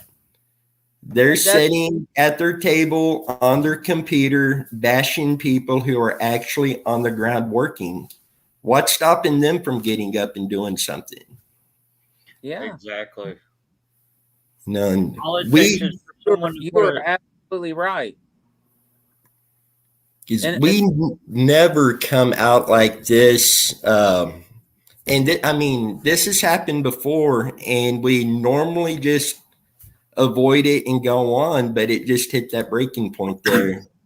So we never come out like this, but seriously, if somebody's going to come out and claim that our team isn't doing anything, make sure you yourself are contributing to the search and recovery community before you come out and trash somebody who actually is doing some of the work. Yeah. But all of you other people, we loved every one of you. You got to see a Muddy Water Search and Recovery event session here for a while. Yeah. And I'm sorry, I should have told you that I wanted to say this because I had thought about that the last couple of days, and it really bothered me. It bothered me that there was a couple different scenarios of people running their mouth lately, and I'm just like, really? You just want to keep on running your japping jaw, you know? And I mean, we can be honest and tell everybody, just like you just said, we spend a lot of time doing stuff. I mean, we spend an enormous amount of time But let's be serious. We're not going to go out in the middle of wintertime and try to go searching in creeks and rivers and ponds when there's ice on them. Right. I mean, let's use our heads. We're not going to go out and get sick to where Dennis got a cold. Dennis is sick. Now Dennis is off work for a week. You know, we're not going to put ourselves in situations, because our number one situation is our own health and our own selves. That's what's number one important. Our own selves and our own families. Fortunately, everything else comes after it, you know? So trying to do stuff, and it comes down to work schedules. It comes down to financially being able to, hey, we got to drive 2 hours to go do a search. Okay, well, let's just figure we're going to have to spend $150 in fuel, this and that, blah, blah, blah, blah, blah, blah. We need this, you know. But like we said, we don't roll under a big financial bankroll. You know, unfortunately, we are still on a donational side amongst our own selves at this point, you know, and, you know, we don't get on here and beg. That's not nobody's intentions, you know, by any means, looking for handouts. We just ask, hey, can you please like the video? Can you share it? Please subscribe. If you would like to donate, please do so. But we don't get on here every week and say, we got a flat tire. We need $5,000 for tires. You know, we ain't got no money. We're stuck out here at Platte City. I know where that came from. We're at Goodyear. Can somebody PayPal us, Cash App us, Venmo? I got Venmo's Goodyear. Can you? We need help. That's I not. remember that video. You know, somebody stole the boat out of back of Dennis's truck in the sonar unit. We need $10,000. We're over here at Cabela's. Cash App us, please. We need it right now. That's not us. That's not how we're trying to run by any means or do anything, you know? So, you know, that's just. I mean, if they want to see what I look at, I mean, you can come look at my search history on my phone, my tablet. Not to mention every one of us, family members. They know that they can contact us anytime, day or night. It doesn't matter if it's 3, 4 o'clock in the morning. If they need somebody to talk to because they're still struggling with what's going on. That's right. You know, and, you know, at some point, all of us have some type of situation that could probably somewhat relate to it. Maybe not 100%, but I guarantee you, passionate and respectful, and we're going to listen to you, you know, and we're going to try to help you and talk to you and look at your situation, you know, and we will do whatever we can, you know, by any means. We will do whatever we can by what we have to work with. And if we can, that's great. If we can't, we'll try to put you in touch with somebody who can, you know. But just the underhanded slap in the face, little jive, stab in the back comments of, oh, well, Muddy Waters this and Muddy Waters that. I'm over it. Hey, at least they think of us, so we can look at it like that. Hey, they're still putting at least they thought about us. Yeah. So I apologize to my fellow group members and to our listening audience. I don't mean to run off at the mouth and be upset, but unfortunately, I've just had enough of it. Well, y'all already seen I don't bite my tongue when someone made a certain comment. No. No. And we know not to dare you.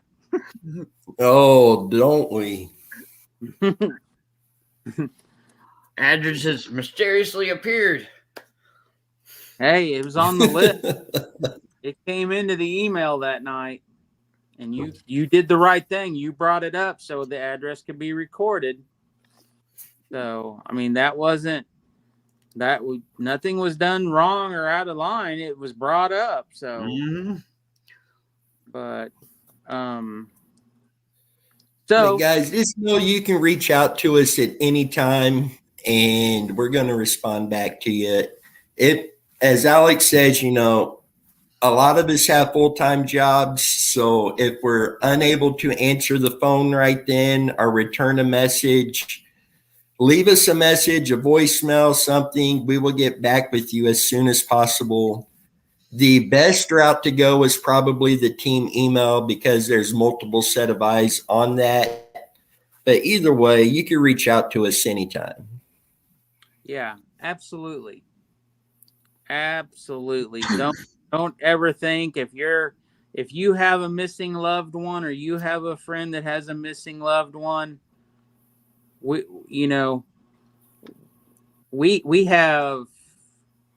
have men in our group and we have women in our group. If you want to talk to a lady, we have ladies. If you want to talk to a man, we can have a man talk to you.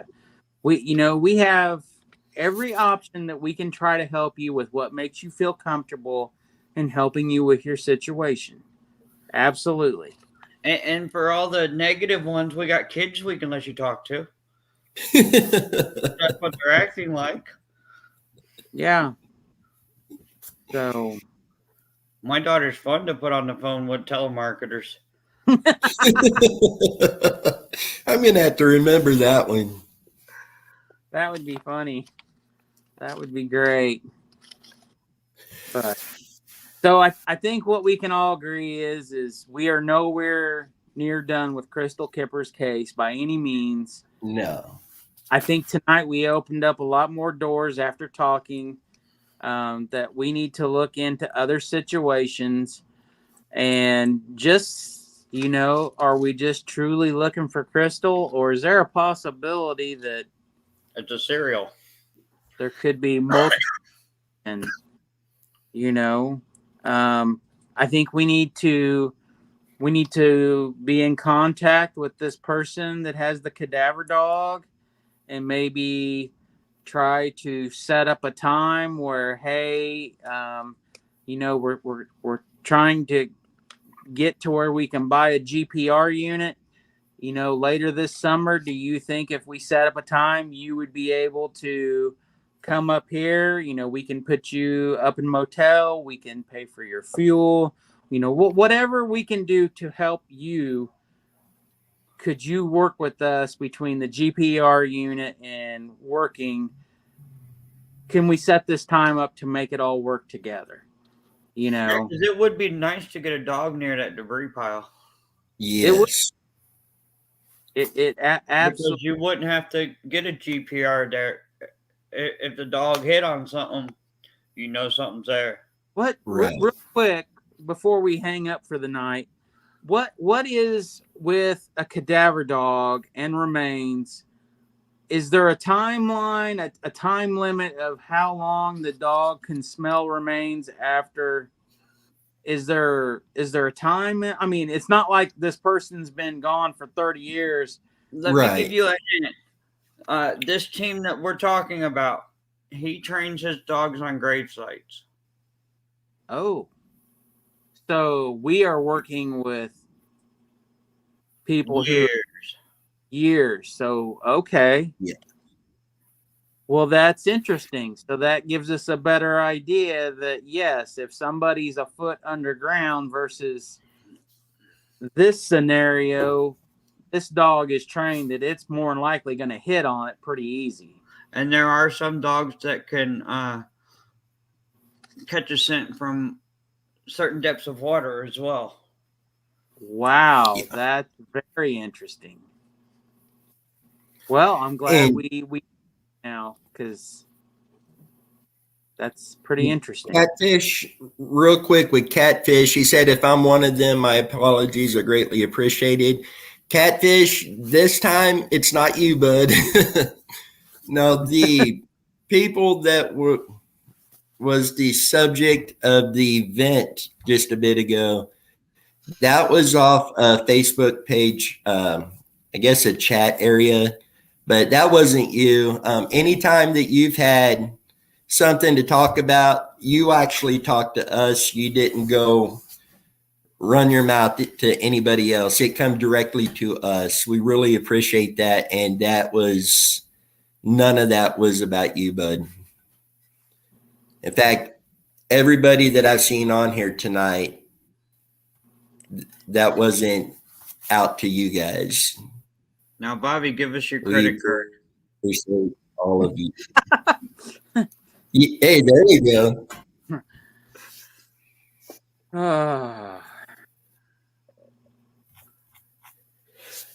Yes. And until we do get a dog out there, our GPR, there is still a lot of things we can do on the ground right now as far as search efforts. And as you said earlier, this time of year, there's going to be one area that's going to have crops in it that's going to be hard to get into. The other area is going to be so overgrown, it's going to be hard to get into. So we'll be going back out pretty soon to try to get into those and finish up those areas the best we can. And hopefully we will get a cadaver dog or GPR soon to get those finished up. Yeah. What was the case that was just closed so I can mark it off? Justin Sywick. His remains were found on April 16th. He was the case out of Kansas. A couple years ago, he was supposedly abducted from the motel at 78th and I-70 in Kansas City, Kansas. His remains were found on April 16th by somebody walking in the woods. And they just released, was it yesterday or the day before? Day before, I think it was. So they just were released that the remains have been identified as Justin's. So, and our thoughts and prayers go out to that family. We've spoken with some of the family a few times, and our thoughts and prayers are with them. Yes. Unfortunately, it was not the results that, that nobody wants to deal with, but at least the final closure and healing process can start for them. Yeah, they can lay them to rest. Yes. So,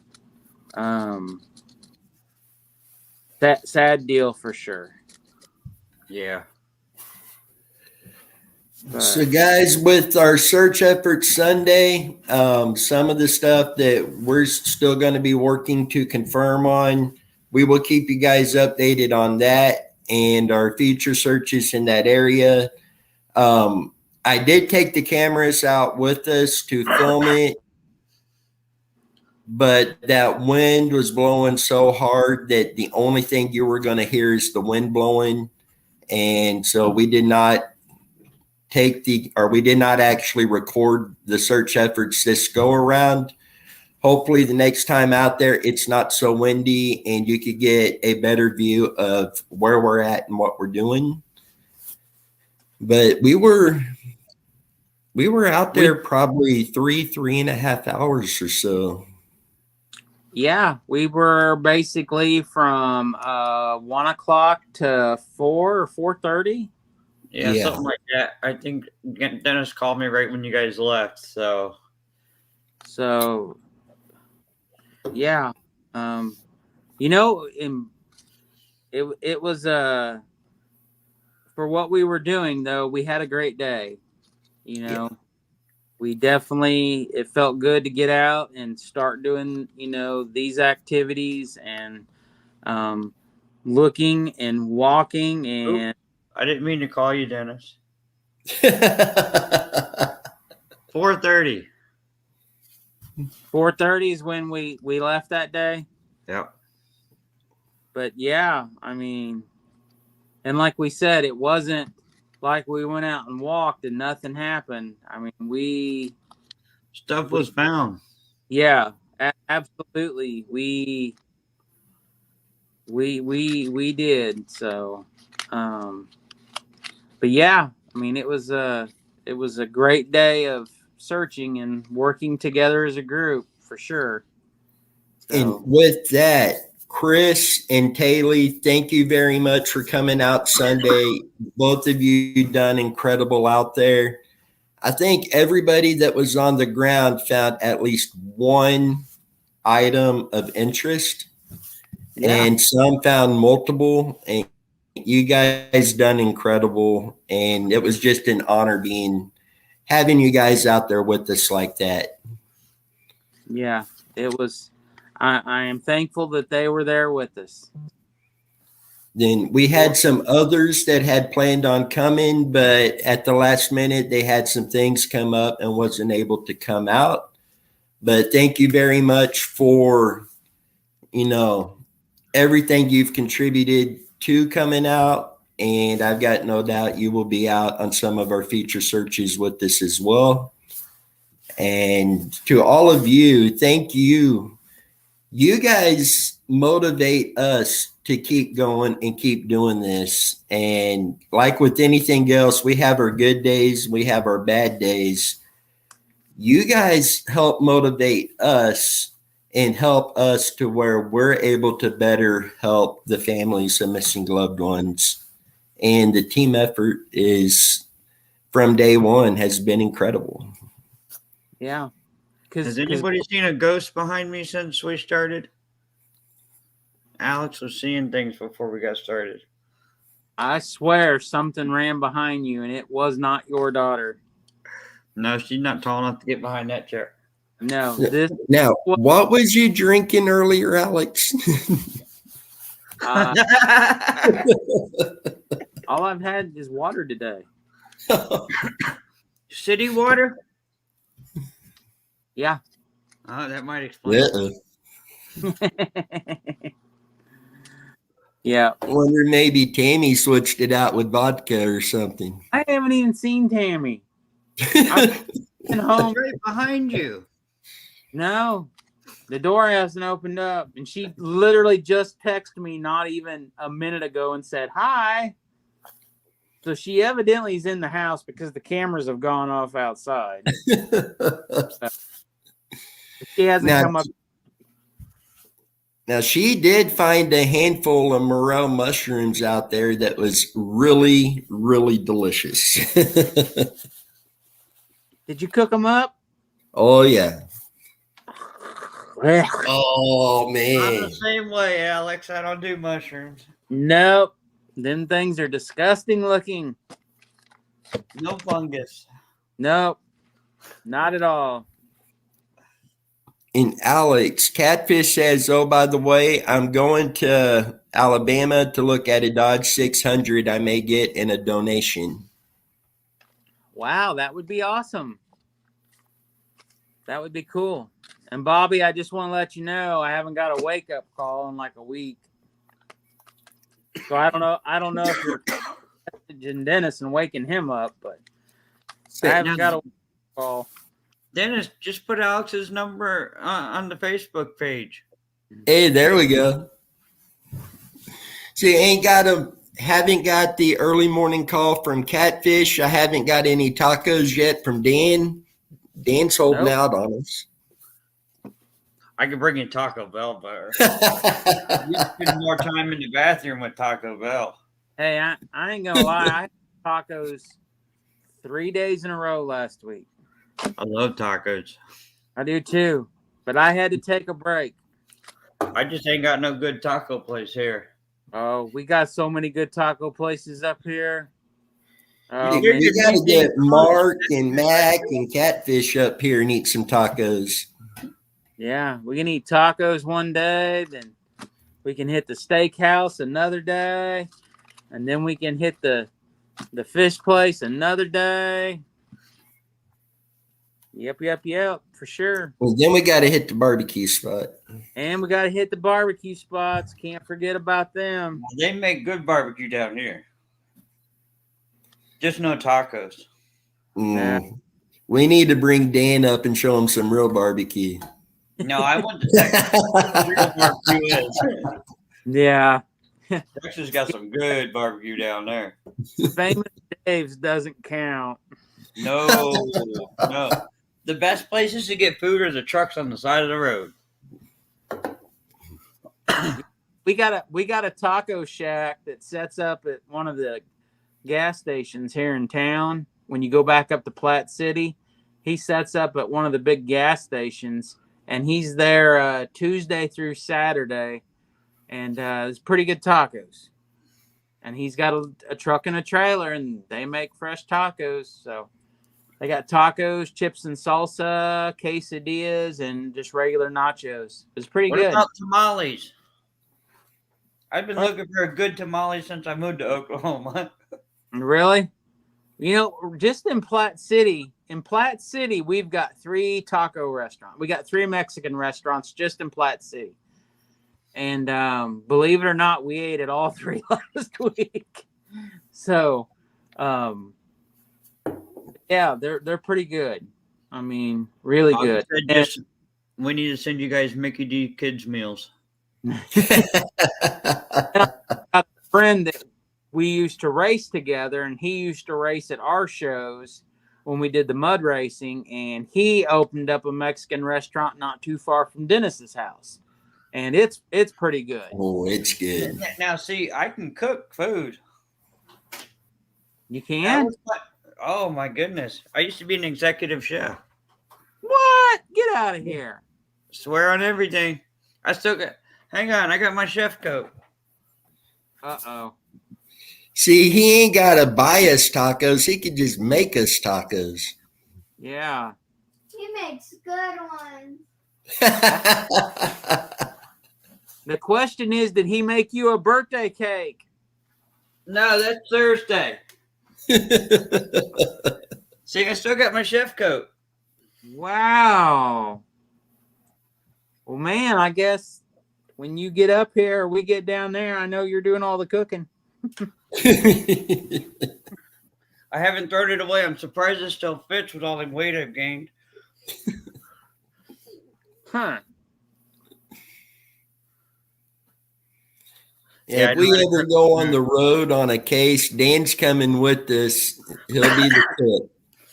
There you go. There ain't a thing of food I don't know how to cook. Really? Homemade sushi. I even know how to make homemade chicken and dumplings. So, Alex, we need to go to Oklahoma, right?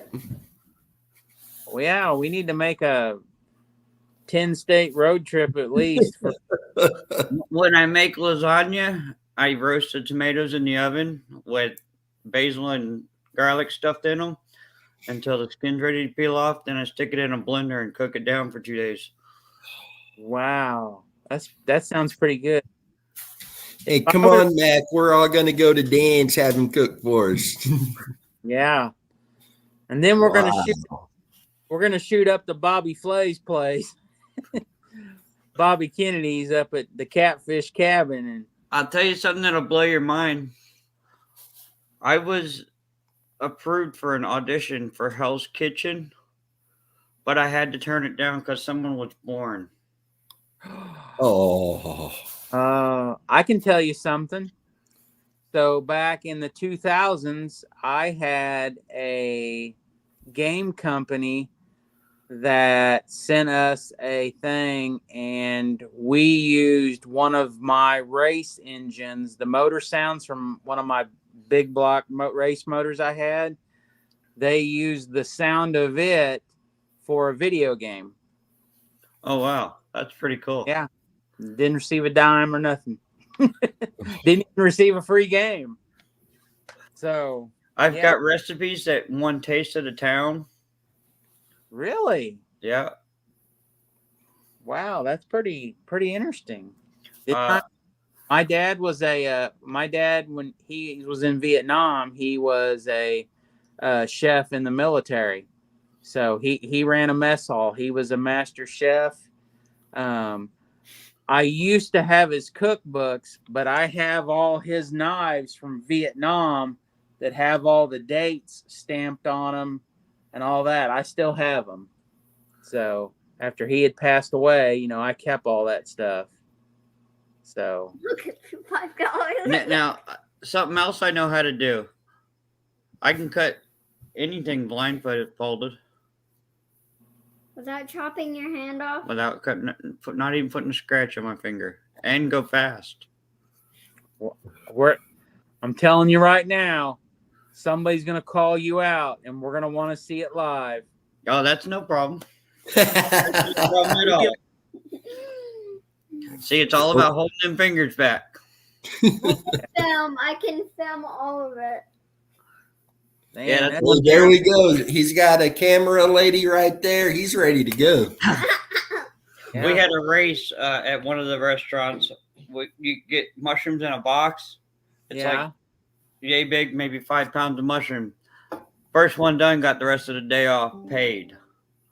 And I said, all right, we'll one up it. I want $100 on the line and I'll do it blindfolded. And that's when I started doing that. Wow, that's pretty cool. But I blew his socks off. Well, I'm gonna tell you right now, at some point, you're gonna have to prove that you can do it or it didn't happen. Oh, that's not a problem at all. We're That's gonna no problem. Sunday night live feed, and it's not gonna be about missing people. It's gonna see how fast Dan can chop a set of onions up and mushrooms. And Bobby's I don't cry when I cut onions either. really. And Bobby's gonna be back there saying he can't do it. I got $10. Says he can't do it. You got to raise the price up, and I'll give you my Cash App. Oh, that is funny. That is so funny. Catfish says, "We are luck." Dan burns hot water. LOL. No, you never let me. Not I'm just anymore. Your servant. I'm just your servant. Yeah, she's my servant now. When it's cooking time, she goes and gets everything for me. And throws trash away. That's all I get to do. And I'm 11 and I don't know how to cook. We're gonna blindfold you unless you cut things. No.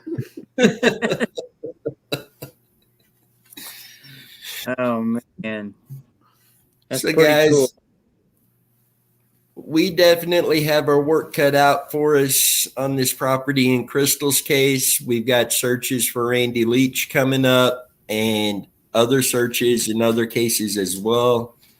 And we'll definitely keep you guys updated on it. Hopefully next go around we can film it. And guys, anything else you guys want to add tonight? I'm good. I mean, I think he got everything off of his chest tonight. yeah, He's going to sleep good tonight. I need to sleep because I ain't sleeping with the duty right now. So my medicine ain't working. It ain't killing my pain like it should be. So I'm not sleeping well. But yeah, I mean, we've got so much to do, so I hope people will take a moment and think about things that they're saying, and like Dennis said, what you're going to talk crap on people, but what are you doing? We'll get everything ready. So so hopefully Hey, will you shut my closet door while you are right there? yeah, I'll get that. The other one. Oh. You got the wrong one, Alex. No, his door's opening right there. It might be. There's no telling. Hey, it's probably Tammy peeking in to see if you're messing with her makeup again. Nah, I haven't heard her come up the steps. So, I got to tell you one funny thing real quick. So back in October, we were going to try to pull a prank on Dennis. So Tammy and I used to sit at the dinner table when we used to do our videos. And I've got a big, scary looking Sasquatch mask head unit looking thing. Oh no. So around Halloween, we were going to be doing our live like Tammy and I used to sit next to each other, and we had the big bay windows behind us, and we were going to have one of the kids put the big head thing on, and they were going to behind us.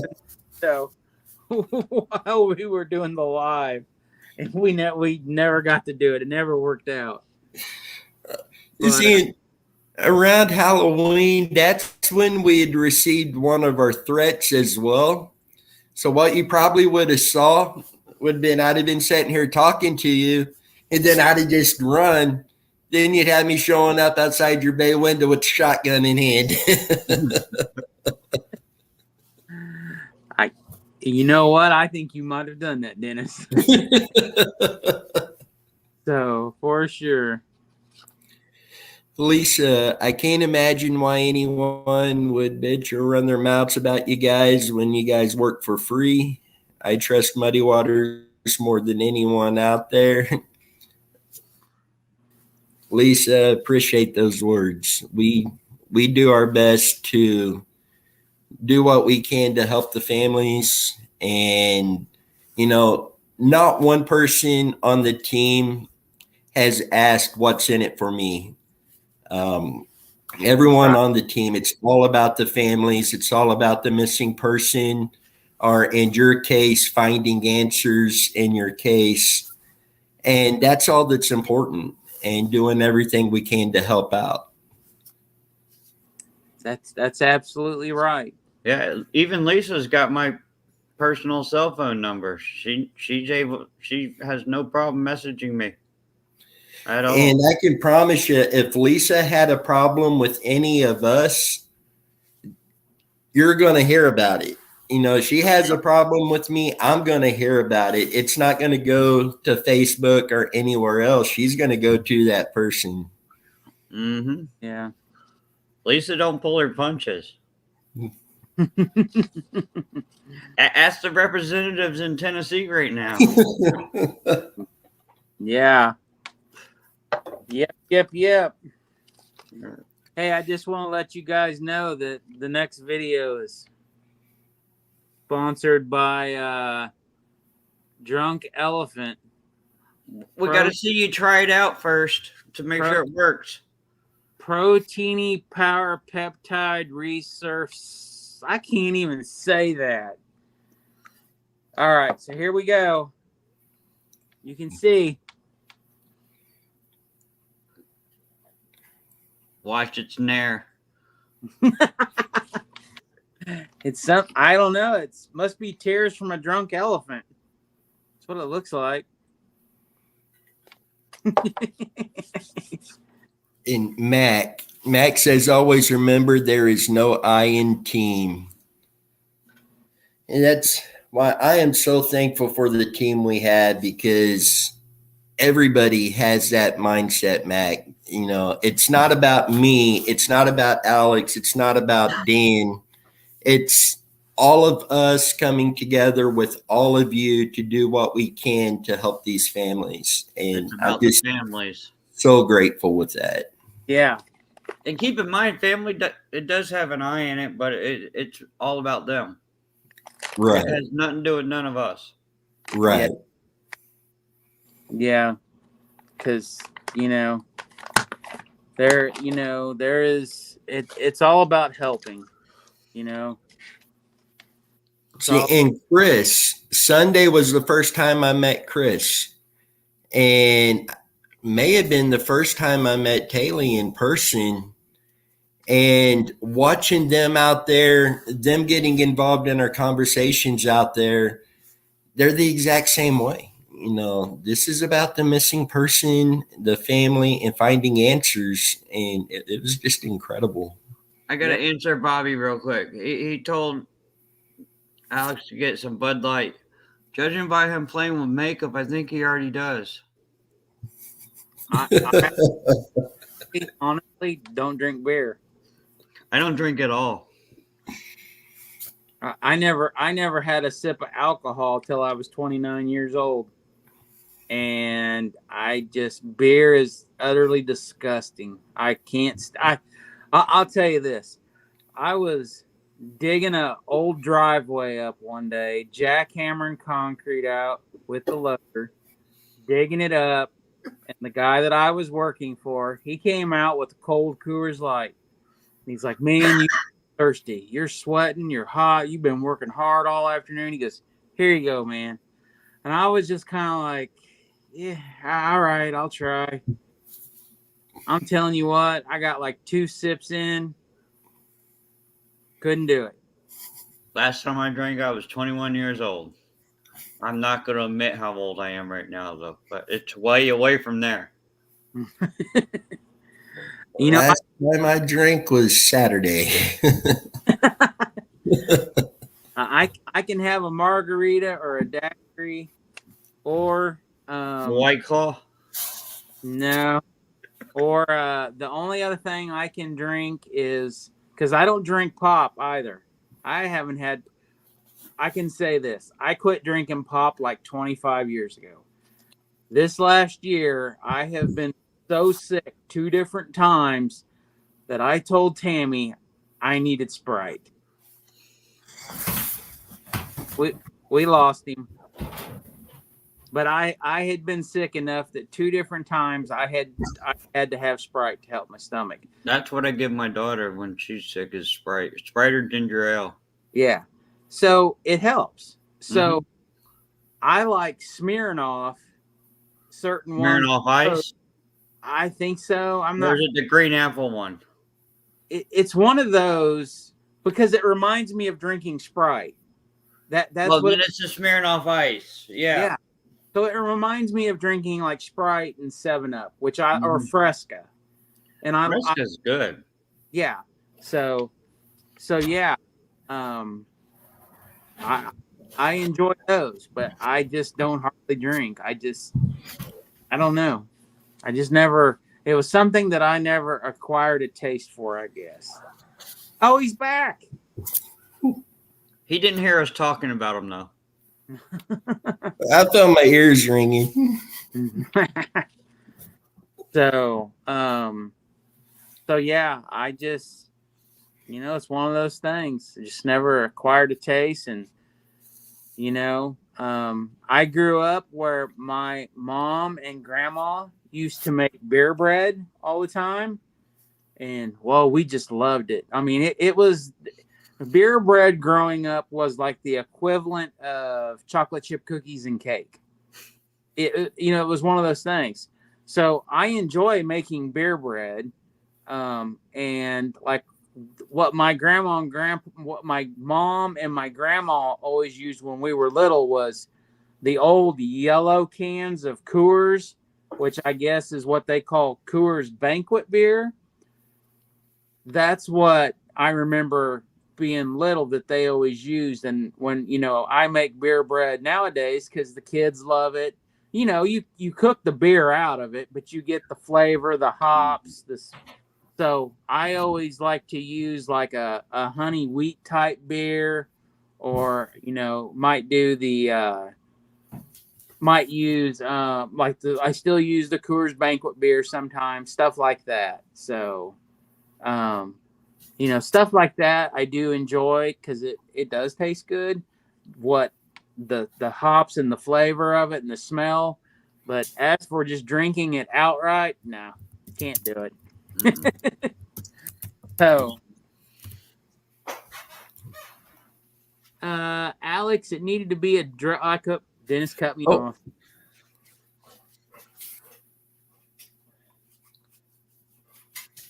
It's the needed to be addressed one. Yeah. I just felt that day that it upset me because, and it wasn't the first time, and it happened twice that day.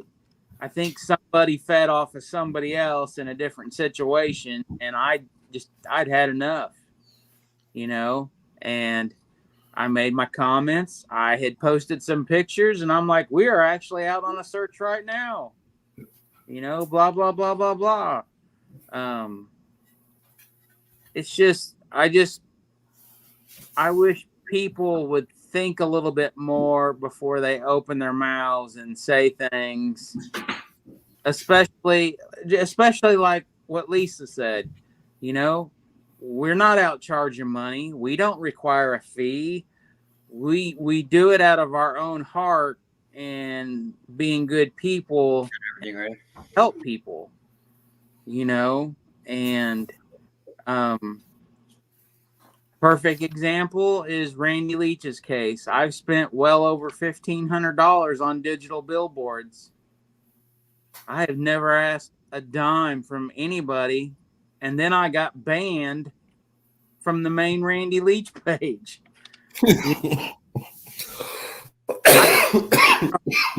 And the reason I know I got banned because I can log into Muddy Waters and go straight to it. Log out, go back to my name, and it doesn't exist. So I got banned. What did I do? Here I am helping Dennis, a part of Muddy Waters, for free, investing my money that I've never reached out to anyone for reimbursement, and then I get banned, and I was specifically on a chat on one of the Facebook groups, and they were talking about how the family was paying for the digital billboard, and I'm like, this guy, not the family's not paying for it, I'm paying for it out of my own pocket, so it's those things that just crack me up. Max says you don't do it for the publicity, and I like that, and I agree wholeheartedly, Mac. We have been accused in the past of using the YouTube platform to advance our self-publicity, and nothing could be further than the truth. We've got 2,300 subscribers on here. We don't make enough money off of YouTube for us to even get paid. To get paid, you got to make at least $100 that month through YouTube before they will pay that out. And then you take out the YouTube fees, you take out the Google AdSense. It has been months since we've even been paid anything from YouTube. Yeah.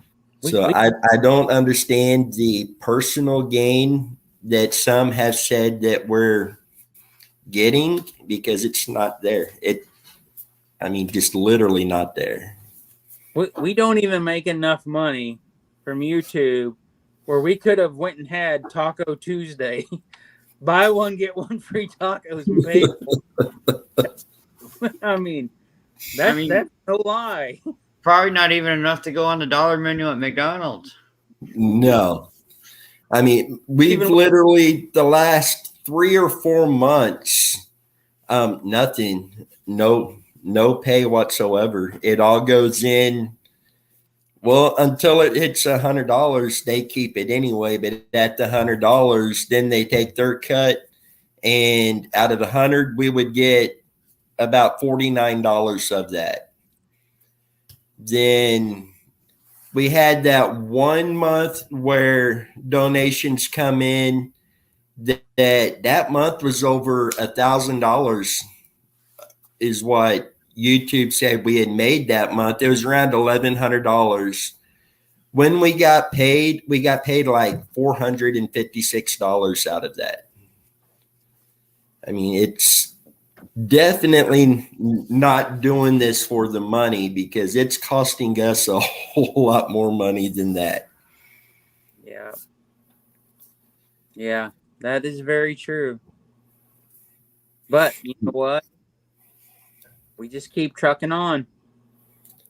We just keep trucking on, and I've got the digital billboard running right now. It started yesterday, and it's going to run all week. And I honestly haven't even gone and checked the numbers on it, where it's at and where it's running and what it's dealing with. And that's another story that we haven't really got into on that situation. But I'm definitely going to check it when I get done tonight here and see where we're at. But yeah, we definitely don't do it for the publicity. We do it all for the families. And we do it for those that have never made it home. Yeah. And when it comes to what do we get out of it, I could sum that up pretty easy. Muddy Water Search and Recovery has been involved in the recoveries of, at this point, 25 to 30 people. We may not have been the team on the ground, but we put others on location, including law enforcement in many cases, put them on location to make the recoveries. And we didn't come blasting it across YouTube, across Facebook, social media that we've done this. But I got to speak with family members of several of those cases who knew where everything had come from. And just hearing the relief in their voice of knowing that they now know where their missing loved one is. I had one lady in particular tell me, I know I'm going to sleep well tonight because I finally know where she is. That's why. That's all I need, is to know those families are better and can begin the healing process because they have their answers. That to me is what it's about. Absolutely. Absolutely. I mean, we've gotten information to other teams, and they went to that location and made the recovery. And then in some cases, those teams come in and took the credit for finding that location, making the recovery. We could have come on and blasted that. I mean, between emails, text messages, we could have blasted that and been like, no, this come from us, but it's not about us. It's about these people being found and their families having answers. Just there's so much that goes on that we don't take public that, I don't know, maybe sometime we should. Yeah. I mean, you nailed that one on the head for sure. So, for sure. But guys, we've been at it for 2 hours and 48 minutes tonight. We still have at least 8 that has stuck with us tonight. And Mac, that's why we do it. Yes, it is. And Mac, if you're ever up in this area, give me a holler. I'd love to meet you. And that goes for anybody, but we do have some that really stand out to me. I'd really like to meet you sometime. But guys, with that, we're going to keep on getting these searches lined up and keep doing everything we can to help bring answers to these families. Yep. And with that, is there anything else, guys? Nope. Good. Max says I rarely get out of Georgia, so if we ever end up down in Georgia, we'll be getting a hold of you. Hey, I might pass them in June if I drive. Hey, Mac, you got to talk him into stopping and cooking for you now. Dan was a chef. He has to pick me He up. actually passed an audition for Hell's Kitchen. He has to pick me up. I was filling Megan in on your chef ordeal. So, guys, with that, we'll go ahead and shut it down. Till next time, you guys stay safe, and we will see you guys down the road. Bye, everybody.